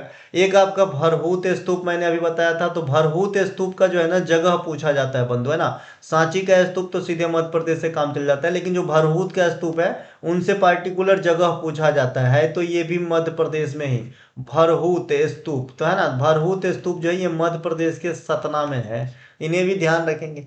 इनके अलावा नेक्स्ट क्वेश्चन जो है हमारा, है ना, अभी ये स्तूप वाला बात है, तो एक और क्वेश्चन आपसे ज्योग्राफी में पूछता है, बालूका स्तूप को क्या कहा जाता है ना। बालूका स्तूप को क्या कहा जाता है? बालूका स्तूप को क्या कहा जाता है? टिब्बा कहा जाता है ना, टिब्बा, बालूका स्तूप को, है ना। इसके अलावा भारत छोड़ो आंदोलन कब शुरू हुआ था? सांची से एक और क्वेश्चन आपके करंट अफेयर से पिछले साल बन गए थे, सांची से, है ना। सांची जो है ना इंडिया में पहला सोलर एनर्जी से संचालित सिटी है ना, सोलर सिटी है, फर्स्ट सोलर सिटी है इंडिया का सांची, इन्हें भी ध्यान रखेंगे। और फर्स्ट सोलर विलेज जो है ये कौन सा इंडिया का? मोढेरा। ये कहाँ पे है? गुजरात के अंदर है मोढेरा। मोढेरा का सूर्य मंदिर भी है जो गुजरात में है ना, सूर्य मंदिर भी है मोढेरा का सूर्य मंदिर, ये कहाँ पे है? गुजरात के अंदर ही है ना। इनके अलावा नेक्स्ट है हमारा, भारत छोड़ो आंदोलन कब शुरू हुआ था? भारत छोड़ो आंदोलन 1942 में शुरू हुआ था, 8 अगस्त 1942 को शुरू हुआ था भारत छोड़ो आंदोलन, है ना। 8 अगस्त 1942 को शुरू हुआ था। कहाँ से? बॉम्बे से, जो वर्तमान मुंबई है, ठीक है। किसके द्वारा? मोहनदास करमचंद गांधी के द्वारा या महात्मा गांधी के द्वारा, ठीक है, ग्वालियर टैंक से। भारत छोड़ो आंदोलन, ठीक है। इसके अलावा भारत छोड़ो आंदोलन क्यों हुआ था? तो इसके पीछे का जो लॉजिक है, यह कारण है क्रिप्स मिशन की असफलता या विफलता, है ना। क्रिप्स मिशन की विफलता, इनमें किए गए वादों को पूरा न कर पाना। क्रिप्स मिशन कब होती है भाई? ये होती है सर 1942 ही में, ठीक है। एक आपका कैबिनेट मिशन आया था भारत के जो है भावी संवैधानिक स्ट्रक्चर के लिए 1946 में। कैबिनेट मिशन के 3 सदस्य होते हैं, उनको याद रखना जरूरी है, क्योंकि चौथा डाल के आपसे पूछेगा कि इनमें से कौन कैबिनेट मिशन का एक सदस्य नहीं है। तो स्टोपर्ट क्रिप्स, एबी अलेक्जेंडर और लॉर्ड पैथिक लॉरेंस, ये जो है आपके कैबिनेट मिशन के 3 सदस्य हुआ करता था, ठीक है। इसके अलावा क्रिप्स मिशन बता दिया, भारत छोड़ो आंदोलन बता दिया। देखिए गांधी जी के सभी आंदोलनों में जो सबसे पहले इंडिया में हुआ था वो कौन सा है भाई? चंपारण सत्याग्रह, इंडिया की बात कर रहा हूँ। वैसे जो अगर आपसे पूछा जाए कि भाई गांधी जी का पहला सत्याग्रह कहाँ हुआ था, तो आपको आंसर करना है साउथ अफ्रीका, ठीक है। गांधी जी का पहला सत्याग्रह अगर कोई पूछे कि भाई गांधी जी का पहला सत्याग्रह कहाँ हुआ था, तो गांधी जी का पहला सत्याग्रह जो है ये आपके हो जाएंगे साउथ अफ्रीका में, ठीक है। लेकिन इंडिया आने के बाद गांधी जी का पहला सत्याग्रह तो आप कहेंगे बिहार के चंपारण में, चंपारण सत्याग्रह 1917, जो नील के खेती के खिलाफ था, तिनकटिया पद्धति के खिलाफ था। और यह चंपारण सत्याग्रह के लिए गांधी जी को आमंत्रण कौन किए थे? राजकुमार शुक्ल, है ना। कौन किए थे भाई? राजकुमार शुक्ल किए थे। और ये राजकुमार शुक्ल जो है किस इवेंट में गांधी जी से मिले थे? तो कांग्रेस के लखनऊ अधिवेशन में मिले थे, ना। कांग्रेस के लखनऊ अधिवेशन 1917 में ही मिले थे, है ना। और वहां से गांधी जी को इनवाइट किए थे कि भाई आइए ना, यहाँ पे तिनकटिया पद्धति से हम लोग परेशान हैं, है ना, चंपारण में जो बिहार में है ना। तो वहां पे उन्हीं के आमंत्रण पे स्वीकार करते हुए गांधी जी जो है चंपारण सत्याग्रह किए थे, जो 1915 में साउथ अफ्रीका से इंडिया लौटने के बाद पहला सत्याग्रह था। लेकिन मैंने यहीं पर उसको जो है खंडित करते हुए आपसे बताया था कि एग्जामिनर अगर ज्यादा चालाक हो जाए और आपसे पूछे कि भाई गांधी जी का अफ्रीका से लौटने के बाद मतलब देश स्तर का पहला सत्याग्रह कौन सा था, तो आप कहेंगे असहयोग आंदोलन। असहयोग आंदोलन, सत्याग्रह का भी इस्तेमाल कर सकते हैं यहाँ पे, या आंदोलन का इस्तेमाल कर सकते हैं, या मोमेंट या फिर प्रचलन या फिर कृत्य कुछ भी यहाँ पे जो है सत्याग्रह, जैसा कि मैंने कहा इस आंदोलन की जगह पे और भी कई सारे शब्द हो सकते हैं। तो भाई इंडिया आने के बाद जो देश स्तर पे यानी पूरे देश स्तर पे जो सबसे बड़ा इनका मूवमेंट था ये असहयोग आंदोलन 1920 था, ठीक है। क्योंकि चंपारण सत्याग्रह सिर्फ बिहार में किए थे, न कि पूरे देश में, ठीक है। तो ये गांधी जी का कुछ जो है यहाँ पे बाद में इन्होंने भारत छोड़ो आंदोलन जैसा कि 1942 में, इससे पहले इन्होंने 1930 में 12 मार्च 1930 को, है ना, दांडी मार्च भी साबरमती आश्रम गुजरात से स्टार्ट किया था नमक कानून के विरोध में, ठीक है। नेक्स्ट है हमारा भारत की सबसे लंबी नदी कौन सी है? तो भारत की सबसे लंबी नदी कौन सा है? गंगा। गंगा जो है भारत की सबसे लंबी नदी है। गंगा भारत की राष्ट्रीय नदी भी है। इसकी टोटल लंबाई 25 किलोमीटर है, 2525 किलोमीटर, ठीक है। गंगा कहाँ से निकलती है? गंगोत्री हिमानी से निकलती है। कहाँ से निकलती है? गंगोत्री हिमानी से निकलती है। ये गंगोत्री हिमानी से निकलती है। कैसा? गंगा एक सिंगल जलधारा है? नहीं, गंगा का जो है, आप गंगा को एक दूसरे नाम से भागीरथी नाम से भी जान सकते हैं, क्योंकि ये गंगा का मेन धारा है। अलकनंदा से मिलती है कहाँ पे? यही धारा अलकनंदा से मिलती है देवप्रयाग के अंदर। ये दोनों जब मिल जाती है कहाँ पे? देवप्रयाग के अंदर, उत्तराखंड में है। तो यहाँ से ये जो है गंगा कहलाती है। ये नदी यहाँ से क्या कहलाएंगे? गंगा कहलाएंगे। गंगा जो है उत्तराखंड के बाद उत्तर प्रदेश, फिर बिहार, फिर पश्चिम बंगाल, ये सब होते हुए कहाँ चली जाती है? बांग्लादेश के अंदर, ठीक है। ये चली जाती है बांग्लादेश के अंदर। गंगा की पहली सहायक नदी मैंने बताया था, पहली सहायक नदी जो है गंगा का, ये है राम गंगा। गंगा की पहली सहायक नदी राम गंगा है, जो उत्तर की दिशा से मिलती है जिम कॉर्बेट नेशनल पार्क के समीप, ठीक है। आजकल जिम कॉर्बेट नेशनल पार्क जो इंडिया का पहला नेशनल पार्क भी है, इनका नाम भी राम गंगा नेशनल पार्क ही कर दिया गया है। जिम के कॉर्बेट नेशनल पार्क को हेली नेशनल पार्क भी कहा जाता था पहले, और ये इंडिया में स्थापित पहला नेशनल पार्क है 1936 में। वर्तमान में इसे रामगंगा नेशनल पार्क कहेंगे, और गंगा की पहली सहायक नदी रामगंगा ही होती है। तो ये गंगा नदी है। गंगा नदी अपनी एक जलधारा को इंडिया में ही रखता है विसर्जन से पहले, जिसे हुगली कहते हैं, जो आपके पश्चिम बंगाल में है, और दूसरी जलधारा बांग्लादेश में चली जाती है, जिसे हम पद्मा कहते हैं, ठीक है भाई। तो ये ध्यान रखेंगे। इसके अलावा गंगा की आखिरी सहायक नदी भी मैंने आपको बताया था, आखिरी सहायक नदी इंडिया में। तो गंगा की आखिरी सहायक नदी जो है इंडिया में महानंदा है। देखिए बंधु, महानदी अलग चीज है, वो प्रायद्वीपीय पेनिनसुलर इंडिया की नदी है, जो छत्तीसगढ़ से निकल के बंगाल की खाड़ी में गिरती है, वो महानदी है। ये महानंदा है जो गंगा की आखिरी सहायक नदी है ना। महानदी गंगा की सहायक नदी नहीं है, क्योंकि वो डायरेक्ट बंगाल की खाड़ी में गिरती है, ठीक है। ये है ब्रह्मपुत्र। ये ब्रह्मपुत्र कहाँ से निकलता है? ये तिब्बत से निकलता है। कहाँ से निकलता है? तिब्बत से। तिब्बत से, जहां उसे स्थानीय भाषा में क्या कहा जाता है?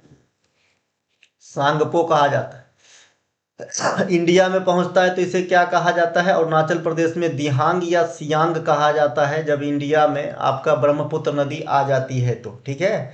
ब्रह्मपुत्र नदी तिब्बत से निकलती है। कौन से ग्लेशियर से निकलती है ये भी पूछा जाता है। चेमा ड्यूंग ग्लेशियर से निकलती है। चेमा ड्यूंग ग्लेशियर से निकलती है आपके ब्रह्मपुत्र नदी।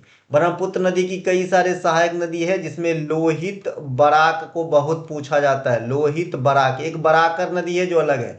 लोहित बराक, मानस, सुबनसिरी, है ना, सुबनसिरी, ये सभी जो है आपके किसके हो जाएंगे? तो ये सब जो है ब्रह्मपुत्रा का सहायक नदी हो जाएगा। ब्रह्मपुत्रा भी इंडिया में कई सारे स्टेट को फॉलो करने के बाद अंततः बांग्लादेश में चला जाता है। ये भी जो है बांग्लादेश में चला जाता है ऐसे, ठीक है। तो बांग्लादेश में जब ये चला जाता है तो इसे बांग्लादेश में यमुना के नाम, सॉरी जमुना के नाम से जानते हैं। जमुना, जमुना है ना, जामुन वाला जमुना।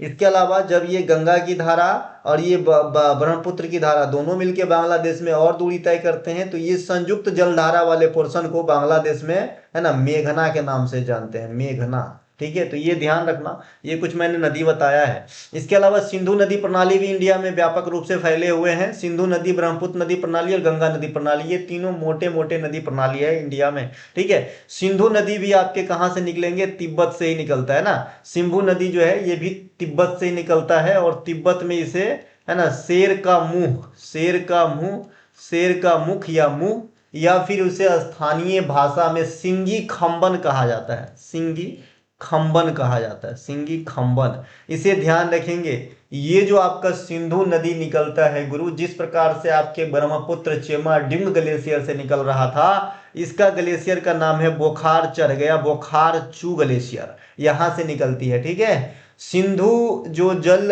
समझौता हुआ था भारत और पाकू के बीच, ये 1960 में हुआ था। इंडिया के तरफ से जेएल नेहरू और पाकिस्तान के तरफ से अयूब खान, ठीक है, इस समझौते पे हस्ताक्षर करते हैं, इन्हें भी ध्यान रखना है। ठीक है मेरे भाई। इसके अलावा तिब्बत से एक और नदी निकलती है, देखिए ना, ब्रह्मपुत्र सिंधु और सतलज निकलती है। एक और नदी तिब्बत से निकलती है, जिसको यहाँ पे लिख दे रहा हूं, सतलज निकलती है। सतलज को जो है वहां पे जिस प्रकार से सिंधु को शेर का मुंह या सिंगी खंबन कहते हैं, उसी प्रकार से सतलज को लॉन्ग चेन खंबाब कहा जाता है। लॉन्ग चेन खंबाब, है ना, कहाँ पे, तिब्बत के अंदर, है ना, या फिर हाथी नदी कहते हैं। इसका जो है शाब्दिक अर्थ हाथी होता है लॉन्ग चेन का वहां पे, तो हाथी नदी। और ये कहाँ से निकलता है, तो राक्षस ताल से, है ना, राक्षस ताल या राकस ताल से निकलती है। जिस प्रकार से अभी ये जो है बोखारछू ग्लेशियर से निकलती है, आपका ब्रह्मपुत्र जो है ना, चेमाड्यूंग से निकलती है, उसी प्रकार से जो सतलज है वो राक्षस ताल से निकलती है। तो ये नदी प्रणाली कुछ। इनके अलावा कर्क रेखा भारत के कितने राज्यों से होकर गुजरती है? देखिए, कर्क रेखा जो है ये भारत के 8 राज्यों से होकर गुजरती है। कर्क रेखा और मकर रेखा सबसे पहले आप जानते होंगे किसे कहा जाता है। देखिए, कर्क रेखा उत्तरी पार्ट है, इक्वेटर के उत्तर में स्थित होते हैं। ये देखिए, ये है आपके, है ना, डायग्राम, ये रहा इक्वेटर जो 0 डिग्री होते हैं, इनके उत्तर में जो है ना कर्क रेखा इधर होगा, और इधर है मकर रेखा। ये उत्तरी ध्रुव आर्कटिक और ये अंटार्कटिक दक्षिणी ध्रुव, है ना, ऐसे ध्यान में रखते हैं अपन, तो बहुत सारे चीज आसान हो जाती है। ये मैं इसलिए बताया हूं कि आपको जो है ना, अभी करंट अफेयर का एक वीडियो बढ़ाया था, वहां पे मैंने बताया था कि भारत में जो है ना, भारत ने जो है अंटार्कटिका में अपना एक नया जो है अनुसंधान केंद्र स्थापित करने की बात कही है, जिनका नाम रखा जाएगा मैत्री सेकेंड। क्या नाम रखा जाएगा? मैत्री सेकेंड। ठीक है, तो ये जो अंटार्कटिका है ना, ये दक्षिणी वाला क्षेत्र है, और ये जो आर्कटिक क्षेत्र होता है ये उत्तरी वाला क्षेत्र है। तो आर्कटिक क्षेत्र में भी भारत का अनुसंधान क्षेत्र है जिसका नाम हिमाद्री है, और दक्षिण क्षेत्र में जो अनुसंधान केंद्र है भारत का, उनका नाम दक्षिण गंगोत्री, जो पहले स्थापित है सबसे पहले, मैत्री है ना, भारती है, और अभी मैत्री 2 हो जाएगा जो चौथा होगा। ठीक है, तो इसीलिए समझाया हूं। बाद में कि यहाँ पे कर्क रेखा भारत के 8 राज्यों से ऐसे होके गुजरती है। ठीक है, ये कर्क रेखा यहाँ पे 8 राज्य आंसर कर देना है। ये 8 राज्य गुजरात, राजस्थान, मध्य प्रदेश, इसके अलावा आपके जो है मध्य प्रदेश के आगे जाएंगे तो पश्चिम बंगाल, झारखंड, मिजोरम, त्रिपुरा, इस प्रकार से जो है 8 राज्य हो जाएगा। ठीक है, इनके अलावा कर्क रेखा अगर आप डिग्री में करते हैं तो 23.5 डिग्री नॉर्थ को कहते हैं, और मकर रेखा 23.5 डिग्री साउथ को कहते हैं। 0 डिग्री को इक्वेटर कहते हैं, 180 डिग्री को अंतर्राष्ट्रीय तिथि रेखा कहते हैं। ये सब आपको जो है याद रख लेना है। ठीक है मेरे भाई। इसके अलावा एक क्वेश्चन आता है कि इंडिया में कर्क रेखा को 2 बार पार करने वाली नदी, तो माही नदी जो है ये कर्क रेखा को 2 बार पार करती है इंडिया के अंदर। ठीक है भाई, ध्यान रखना। इनके अलावा साइलेंट वैली किस राज्य में है? तो साइलेंट वैली, देखिए साइलेंट वैली और सिलिकॉन वैली दोनों में फर्क है। साइलेंट वैली नेचुरल साइट है जो आपके केरला में हो जाएगा, तो ऑप्शन नंबर यहाँ पे सी राइट आंसर हो जाएगा। मौन घाटी, है ना, मौन घाटी, घाटी में भी कई है अपना, है ना, मौन घाटी है, Nanda Devi valley of flower, फूलों की घाटी है, अरकू घाटी है ना, पश्चिमी घाट है। तो ये कई चीज है जो अलग अलग स्टेट में आपको ध्यान रखना है। तो यहाँ पे केरल हो जाएगा साइलेंट वैली, अगर सिलिकॉन वैली होता तो कर्नाटक बंगलुरु हो जाता। ठीक है भाई। इनके अलावा फूलों की घाटी मैंने कहा उत्तराखंड में है, अरकू घाटी आंध्र प्रदेश में है, और पश्चिमी घाट कई सारे राज्यों में फैले हुए हैं, जो गुजरात से लेकर के यहाँ के तमिलनाडु तक की फैलाव में है, जिसमें गुजरात आएगा, महाराष्ट्र आएगा, गोवा आएगा, कर्नाटक आएगा, केरल आएगा, तमिलनाडु आएगा, है ना। इनके अलावा भारत का सबसे बड़ा डेल्टा कौन सा है? तो भारत का ही नहीं, ये दुनिया की सबसे बड़ी डेल्टा है, गंगा ब्रह्मपुत्र डेल्टा, है ना। इसे सुंदरबन डेल्टा कहते हैं, ओरिजिनल नाम है ना, Sundarban delta. Sundarban delta, delta नदी का क्या है? आखिरी स्टेज का जो है ना उत्पाद है, आखिरी स्टेज का, लास्ट स्टेज का उत्पाद है, यानी जल विसर्जन से पहले का जमा हुआ अवसाद है। ठीक है। डेल्टा का जो आकार होता है ये कैसा होता है, ट्रायंगल शेप का होता है जनरल, है ना। इसके अलावा ये गंगा ब्रह्मपुत्र डेल्टा सुंदरबन डेल्टा को कहते हैं। सुंदरबन डेल्टा में आपको मैनग्रोव वन पाया जाएगा, या फिर जो भी डेल्टा होता है ज्यादातर केस में मैनग्रोव वन ही पाए जाते हैं, या फिर जो भी आपके तटीय राज होता है वहां पर भी आपके मैनग्रोव वन पाए जाएंगे, यानी तटीय वाले जगह में मैनग्रोव वन पाए जाते हैं। मैनग्रोव वन को अपन ज्वारीय वन भी कहते हैं। क्या कहते हैं, ज्वारीय वन भी कहते हैं मैनग्रोव वन के। कई प्रकार के वन होते हैं ना गुरु, उष्णकटिबंधीय सदाबहार वन, पर्णपाती वन। अगर आपसे कहे कि इंडिया में सबसे ज्यादा कौन से वन पाए जाते हैं, तो पर्णपाती वन पाए जाते हैं इंडिया में सबसे ज्यादा। ठीक है भाई।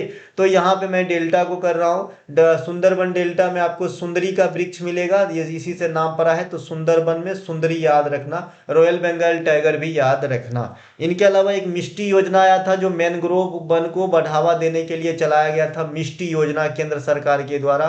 तो इसे भी ध्यान रखना, मिष्टी मिट्टी नहीं है, मिष्टी है योजना, मिष्टी योजना, ठीक है, ये ध्यान रखेंगे।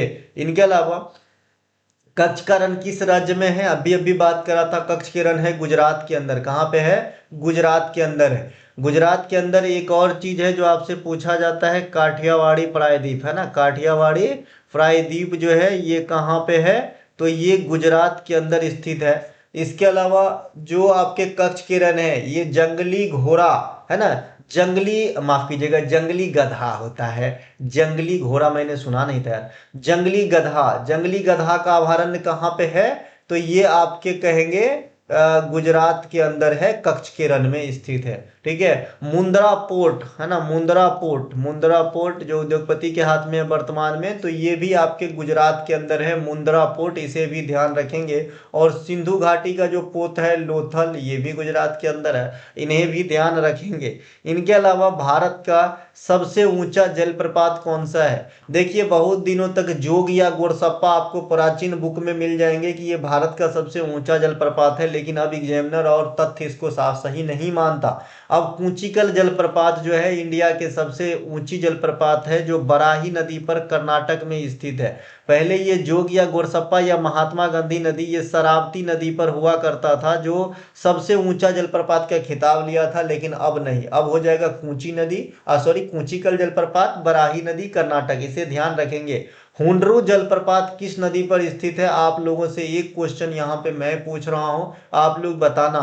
दुनिया में सबसे ऊंचा जलप्रपात कौन सा है, एंजील जलप्रपात, वेनेजुएला, ये दुनिया में सबसे ऊंचा जलप्रपात है। इनके अलावा पश्चिमी घाट को और किस नाम से जानते हैं, देखिए पश्चिमी घाट को सह्याद्री रेंज के नाम से जानते हैं, तो यहाँ पे option number A he right answer हो जाएगा, सह्याद्री रेंज।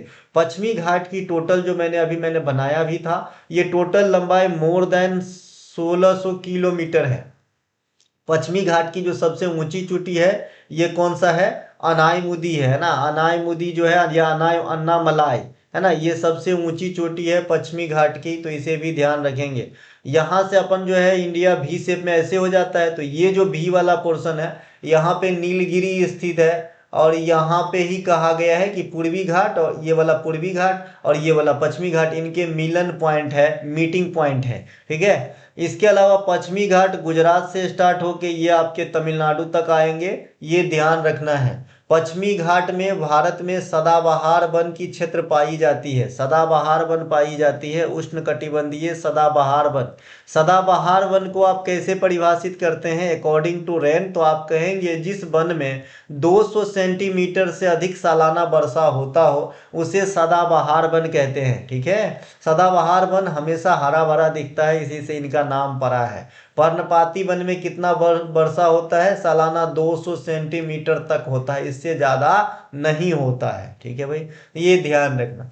पूर्वी घाट का जो मैंने बता दिया सबसे ऊंची चोटी, सॉरी पश्चिमी घाट का, पूर्वी घाट का सबसे ऊंची चोटी जो है ये है वर्तमान समय में जिंदग्रहा, जो आपके आंध्र प्रदेश के अरकू घाटी में स्थित है ना, आंध्र प्रदेश के अरकू घाटी क्षेत्र में स्थित है जिंदग्रहा। पहले महेंद्रगिरी उड़ीसा को माना जाता था, लेकिन अब नहीं, इन्हें ध्यान रखेंगे। अच्छा, पश्चिमी घाट जो है भारत के 4 हॉट स्पॉट में से एक प्रमुख है, इन्हें भी ध्यान रखेंगे, यहाँ बहुत ज्यादा विविधता पाई जाती है। ठीक है भाई। इनके अलावा भारत में सर्वाधिक वर्षा वाला स्थान कौन सा है? तो भारत में सर्वाधिक वर्षा वाला स्थान मौसिनराम है, यहाँ पे राइट आंसर कर लेंगे, जो कहाँ पे है? मेघालय में है।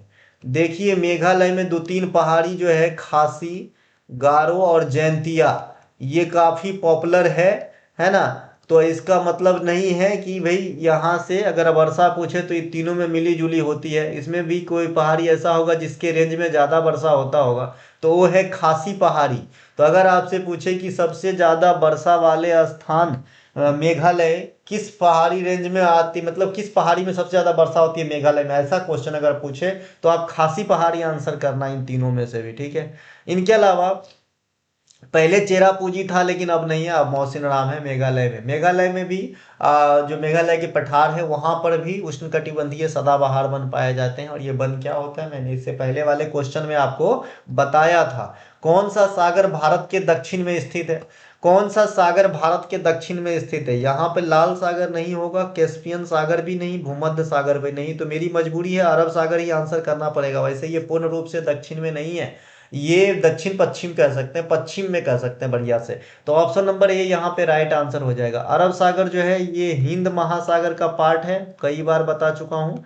ये हिंद महासागर का पार्ट है जो भारत के पश्चिमी किनारा को धोता है ना। और बंगाल की खाड़ी भी हिंद महासागर का ही जो है भाग है ना, जो भारत के पूर्वी तट को धोता है, ठीक है। तो यहाँ पे अरब सागर राइट आंसर हो जाएगा। लाल सागर और भूमध्य सागर को जोड़ने वाली एक कैनाल है जिसका नाम है सुएज कैनाल, सुएज नहर, है ना। सुएज नहर जो है ये आपके नहल लिखा गया यार, नहर तो लिखो ठीक से, चलो यहाँ पे नहर, है ना।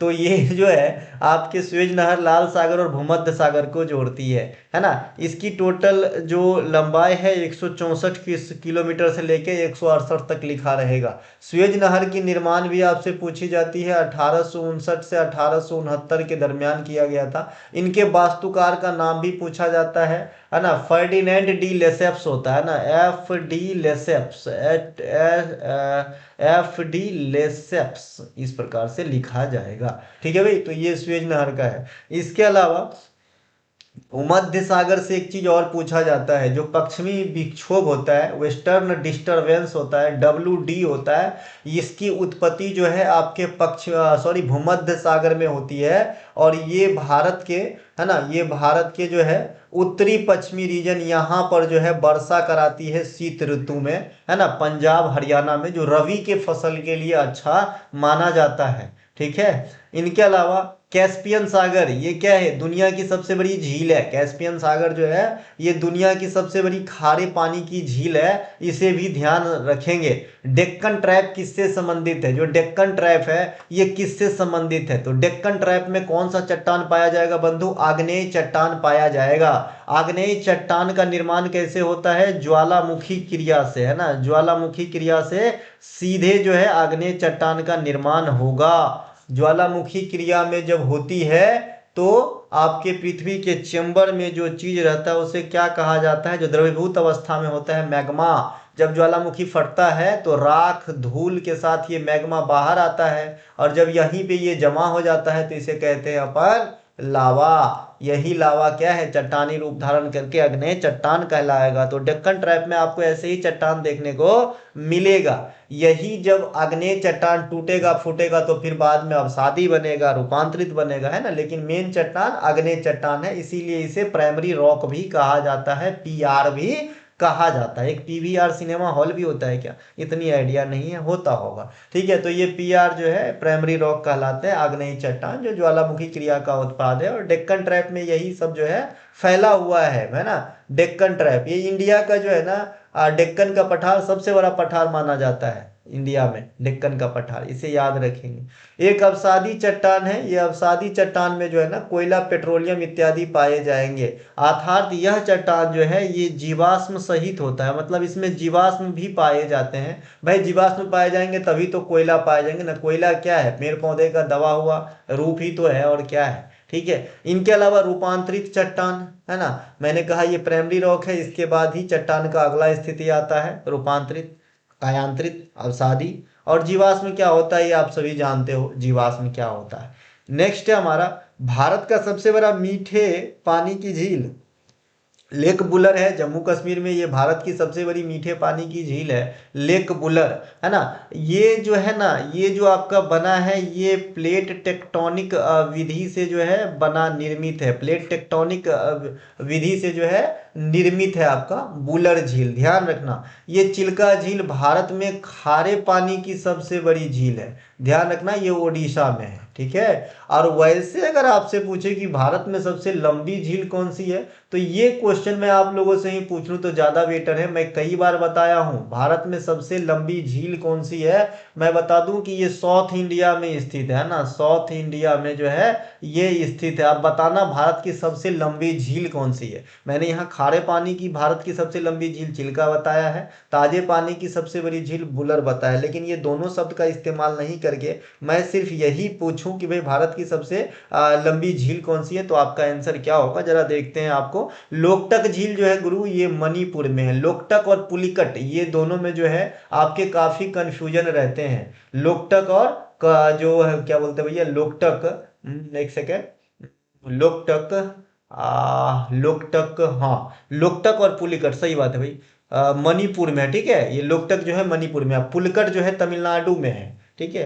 तो ये लोकटक आपके मणिपुर में है। आपने कैबुल लामजाओ का नाम सुना होगा, कैबुल लामजाओ, ये दुनिया का एकमात्र फ्लोटिंग पार्क है, तैरता हुआ नेशनल पार्क है। तो ये लोकटक झील मणिपुर में ही स्थित है, ठीक है। एक क्वेश्चन आपके बीपीएससी में पूछा गया था, है ना, या फिर कोई एक सिविल सर्विस में पूछा गया था, मुझे इतनी याद नहीं है, कि भाई लोकटक झील के आसपास या फिर लोकटक झील के में, है ना, जो, है ना, छोटे छोटे, जो छोटे छोटे, है ना, आपका वानस्पतिक द्वीप तैरता है जल के ऊपर, उसे क्या कहा जाता है, फुमदी कहा जाता है। आप हमारे प्राचीन क्लास देखिएगा, मैं यह भी बता चुका हूं, ठीक है मेरे भाई। फुमदी कहा जाता है, पानी के ऊपर छोटे छोटे घास के ऐसे टापू के जैसे जो है ना तैरता रहता है, इसे फुमदी कहा जाता है, जो लोकटक झील का है। लोकटक झील जो है ना, मीठे पानी का, ताजा पानी का झील है। सांभर झील, है ना, सब झील की है। झील के अध्ययन को लिम्नोलॉजी कहते हैं। सुंदरबन डेल्टा किस नदी पे बना है, गंगा ब्रह्मपुत्र नदी पे बना है, बता दिए थे। ब्रह्मपुत्र नदी को पहले बता दिए, गंगा नदी को बता दिए। मेघना क्या है, एक जलधारा है जो बांग्लादेश में, है ना, आपका किसका है ना, ब्रह्मपुत्र और गंगा का संयुक्त जो है धारा है। थार मरुस्थल में प्रमुख वनस्पति वनस्पति कैसा होगा भाई, थार में अब पानी नहीं हो रहा है, तो वनस्पति कैसा होना चाहिए, सागौन मिलना चाहिए, नहीं, कैक्टस मिलना चाहिए, मिलना चाहिए। कटीली जो वस्तु होता है, कटीली जो आपके पेड़ पौधे होते हैं ना, कटीली पेड़ पौधे, वो आपके जो है कम पानी में भी सरवाइव कर लेता है। तो खार या फिर जो भी मरुस्थलीय रीजन है, वहां पे आपको कैक्टस, बबूल ये सब मिलेगा, है ना। तो यहाँ पे कैक्टस राइट आंसर हो जाएगा, ठीक है मेरे भाई। थार मरुस्थल, थार गाड़ियों है। वनस्पतिक भारतीय मानक समय किस देशांतर पर आधारित है, भारतीय मानक समय किस देशांतर पर आधारित है, तो 82.5 डिग्री पूर्वी देशांतर पर आधारित है ना, 82.5 डिग्री पूर्वी देशांतर पर। 1 डिग्री देशांतर में डिफरेंस होने पर समय में कितने मिनट का गैप होता है, तो 4 मिनट का। उसी प्रकार से 82.5 को अगर आप 4 से गुना करेंगे तो 330 हो जाएगा, 6 पंचे 30, 30, हाँ 330 मिनट हो जाएगा। इसीलिए जो हमारा समय है ना, ये ग्रीनविच मीन टाइम जीएमटी से जो है ना 5.5 घंटे आगे चलते हैं, ठीक है, ये ध्यान रखेंगे। तो इंग्लैंड जो ग्रीनविच है उनके तुलना में हमारा समय जो है 5.5 घंटा आगे चलता है। जैसे अभी 18:59 हो रहा है, यानी 19 बज रहा है, तो अभी ग्रीनविच में जो है 14 यानी 13:30 बज रहा होगा, 1:30 दिन हो रहा होगा, ठीक है। एक चीज और पूछा जाता है कि अगर आप ग्रीनविच के तुलना में पूर्व ट्रेवल करेंगे तो समय में क्या परिवर्तन आएगा, और पश्चिम ट्रेवल करेंगे तो समय में क्या परिवर्तन आएगा। तो इसी चीज से आप जो है अंदाजा लगा सकते हैं, 82.5 डिग्री पूर्वी देशांतर अगर पूर्व की तरफ आता है तो समय में जो है ग्रीनविच से जुटता है, जैसे यहाँ पे जीएमटी प्लस 5.5 घंटा। यही कोई देश अगर 82.5 डिग्री, है ना, पश्चिमी वेस्ट में होता तो 5.5 घंटा घट जाता। तो इधर जो है समय में घटता है, इधर जो है समय में बढ़ता है, ठीक है। इसके अलावा नर्मदा नदी किस सागर में गिरती है? नर्मदा नदी की उद्गम कहाँ से होती है, ये बहुत बार पूछे जाते हैं। तो नर्मदा नदी आपके निकलते हैं, है ना, है ना, ये निकलता है आपके नर्मदा नदी निकलती है मध्य प्रदेश से निकलती है। और ये गिरती है आपके अरब सागर में। नर्मदा और सोन दोनों एक ही जगह से निकलती है। अभी जो है ना जवान पे ही नहीं आ रहा है, बताइए, इतनी कॉमन चीज जवान पे नहीं आ रही है। नर्मदा, नर्मदा, महाबलेश्वर, त्रिमकेश्वर ऐसा ही कुछ नाम है। नर्मदा, ठीक है, कोई बात नहीं, कभी कभी ऐसा हो जाता है। नर्मदा नदी की जो उद्गम स्थल है ना, ये जवान पे नहीं आ रहा है, मैं इसी वीडियो पे लास्ट तक याद करके बताऊंगा। फिलहाल ये एमपी से निकलती है ना, जो मैकाल रेंज की एक चोटी है वहां से निकलती है। मैकाल रेंज की एक चोटी है, यहाँ से निकलती है।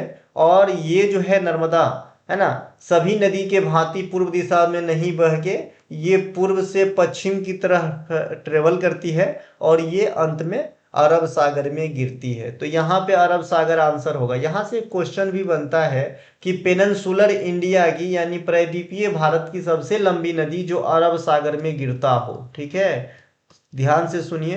पेनिनसुलर इंडिया की बिगेस्ट या लॉन्गेस्ट नदी जो आपके अरब सागर में गिरता हो, तो आंसर नर्मदा नदी होगा, ठीक है, नर्मदा नदी होगा, ठीक है। लेकिन अगर पेनिनसुलर इंडिया की सबसे बड़ी नदी कहेगा तो गोदावरी है, क्योंकि गोदावरी बंगाल की खाड़ी में गिरती है, इसीलिए यह क्वेश्चन अलग से क्रिएट होता है कि प्रायद्वीपीय भारत की सबसे लंबी नदी जो अरब सागर में गिरता हो, ठीक है।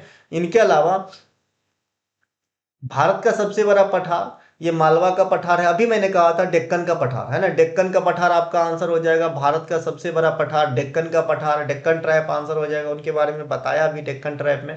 इनके अलावा ये जो छोटा नागपुर के पठार है, ये झारखंड, उड़ीसा, पश्चिम बंगाल इत्यादि क्षेत्र में आती है। और ये छोटा नागपुर के पठार को भारत का रुर कहा जाता है, क्योंकि ये खनिज के दृष्टिकोण से परिपूर्ण है, ठीक है। तो इसे भारत का रुर कहा जाता है, छोटा नागपुर के पठार को, ठीक है।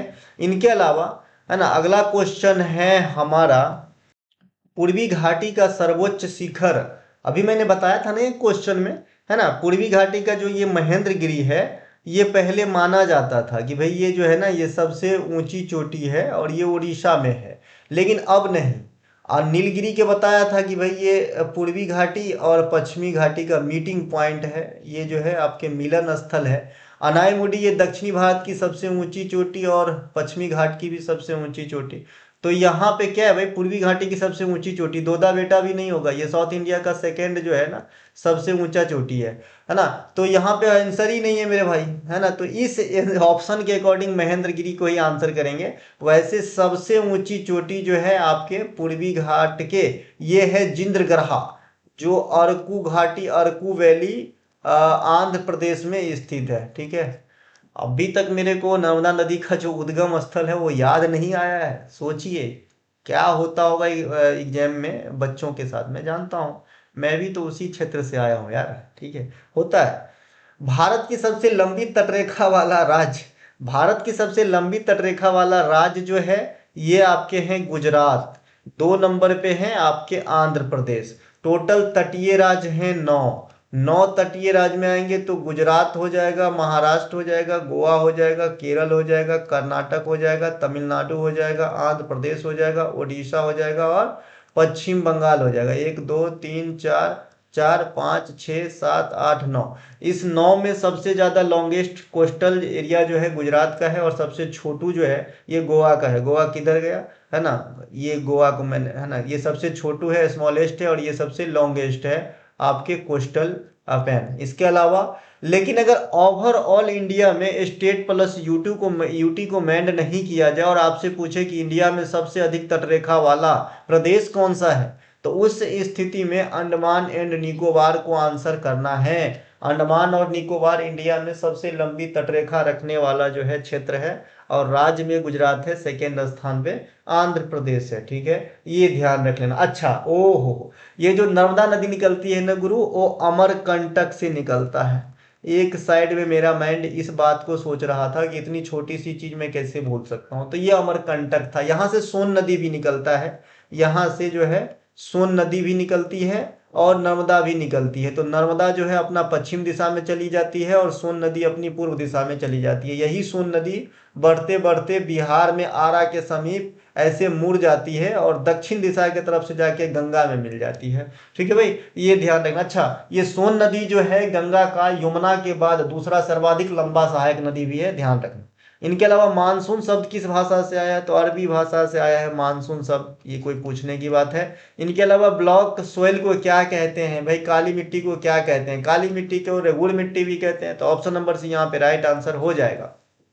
देखिए इंडिया में जो है ना सबसे ज्यादा जो मिट्टी का फैलाव है ये जलोढ़ मिट्टी है। ये जो है ना 44% भूभाग को कवर करती है, जितने भी मिट्टी है। इनके अलावा दूसरे स्थान पे लाल मिट्टी है जो 18% तक है ना। इनके अलावा तीसरे स्थान पे ये काली मिट्टी है जो आपके 15 से 17% मानी जाती है। ठीक है, और इसके बाद फिर मिट्टी के कई और प्रकार होते हैं तो वो होगा, है ना, ये ध्यान रखना। ठीक है, इसके अलावा अभी मैंने बताया था कि जो डेक्कन ट्रैप में आग्नेयी चट्टान होती है तो चट्टानों के टूट फूट से बाद में चट्टान रूपांतरित बनते हैं, अवसादी बनते हैं। इसी क्रम में अगर आग्नेय चट्टान की जब क्षरण होती रहती है तो काली मिट्टी का निर्माण होती है। इसीलिए डेक्कन ट्रैप के आसपास जो है आप काली मिट्टी का क्षेत्र देखेंगे।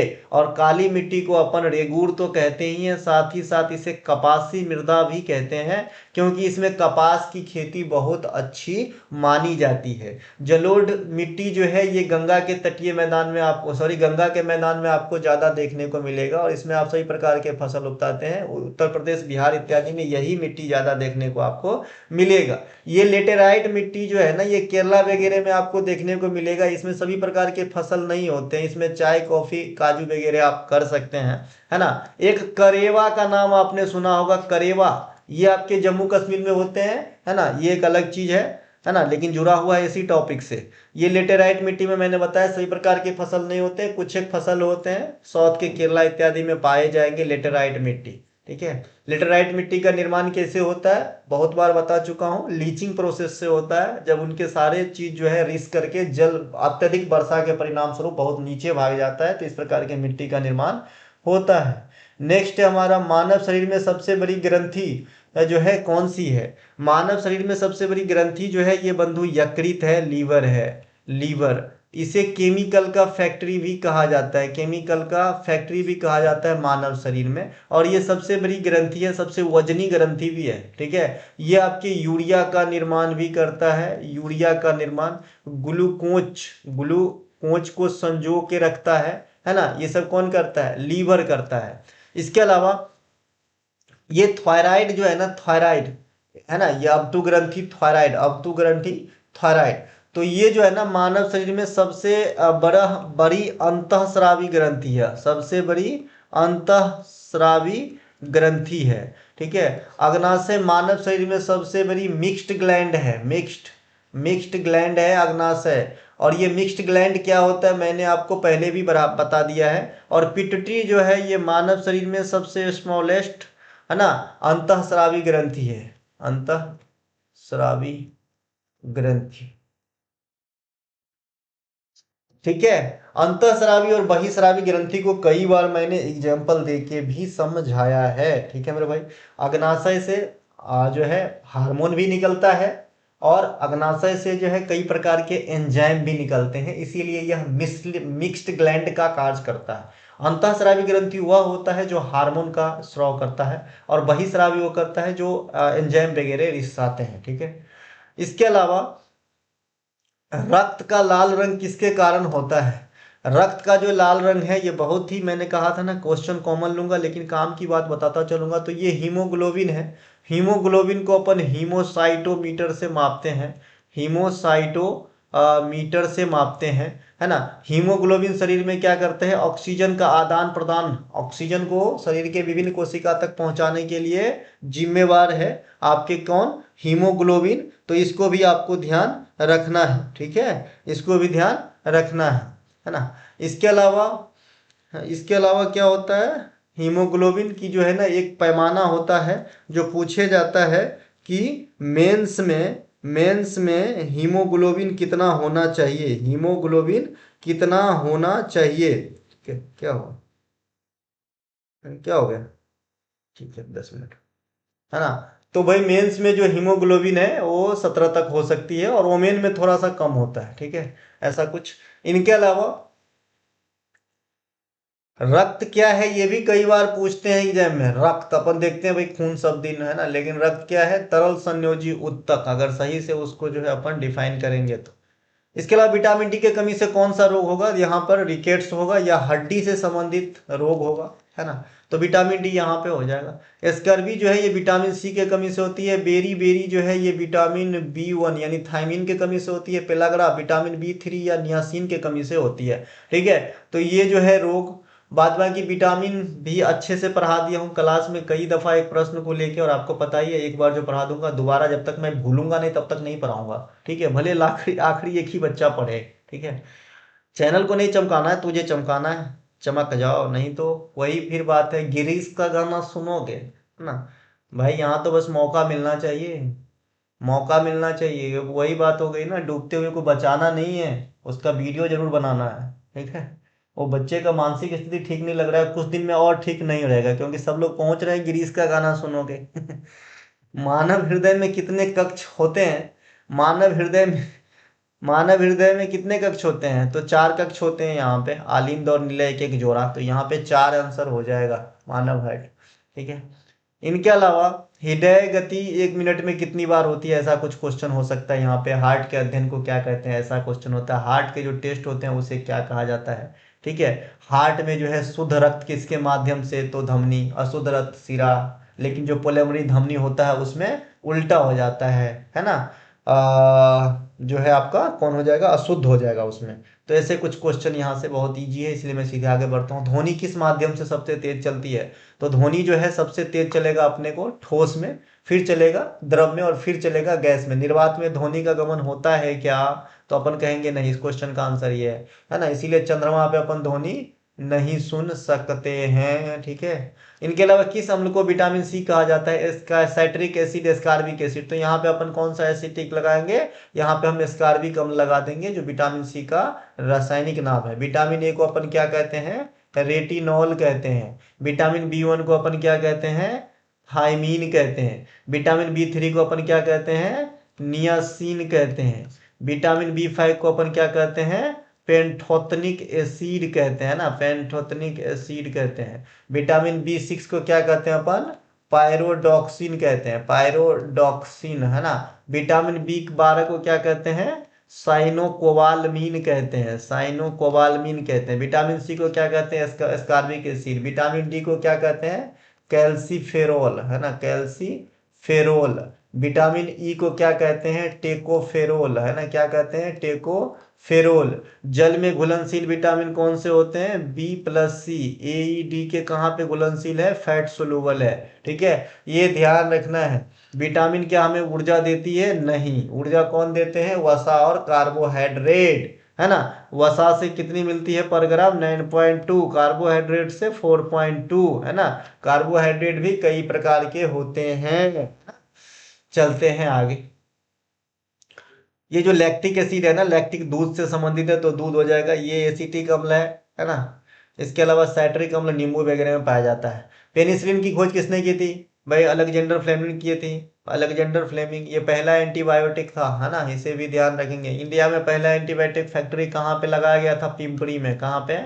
पिंपरी महाराष्ट्र के अंदर, इसे भी ध्यान रखना है। न्यूटन ने क्या क्या किया है? शीतलन का नियम दिया है। न्यूटन ने क्या किया है? शीतलन का नियम दिया है। गुरुत्वाकर्षण का नियम दिया है ना। इसके अलावा और क्या कि गति के 3 नियम दिए हैं। कितने नियम दिए हैं?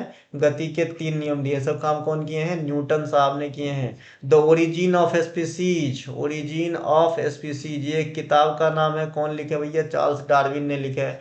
आइंस्टीन का जो थ्योरी था ना, आइंस्टीन का जो थ्योरी था क्वांटम वाला, उनको जो है हाल फिलहाल में गलत कर दिया गया है। आने वाले समय में करंट अफेयर की क्वेश्चन बनेंगे।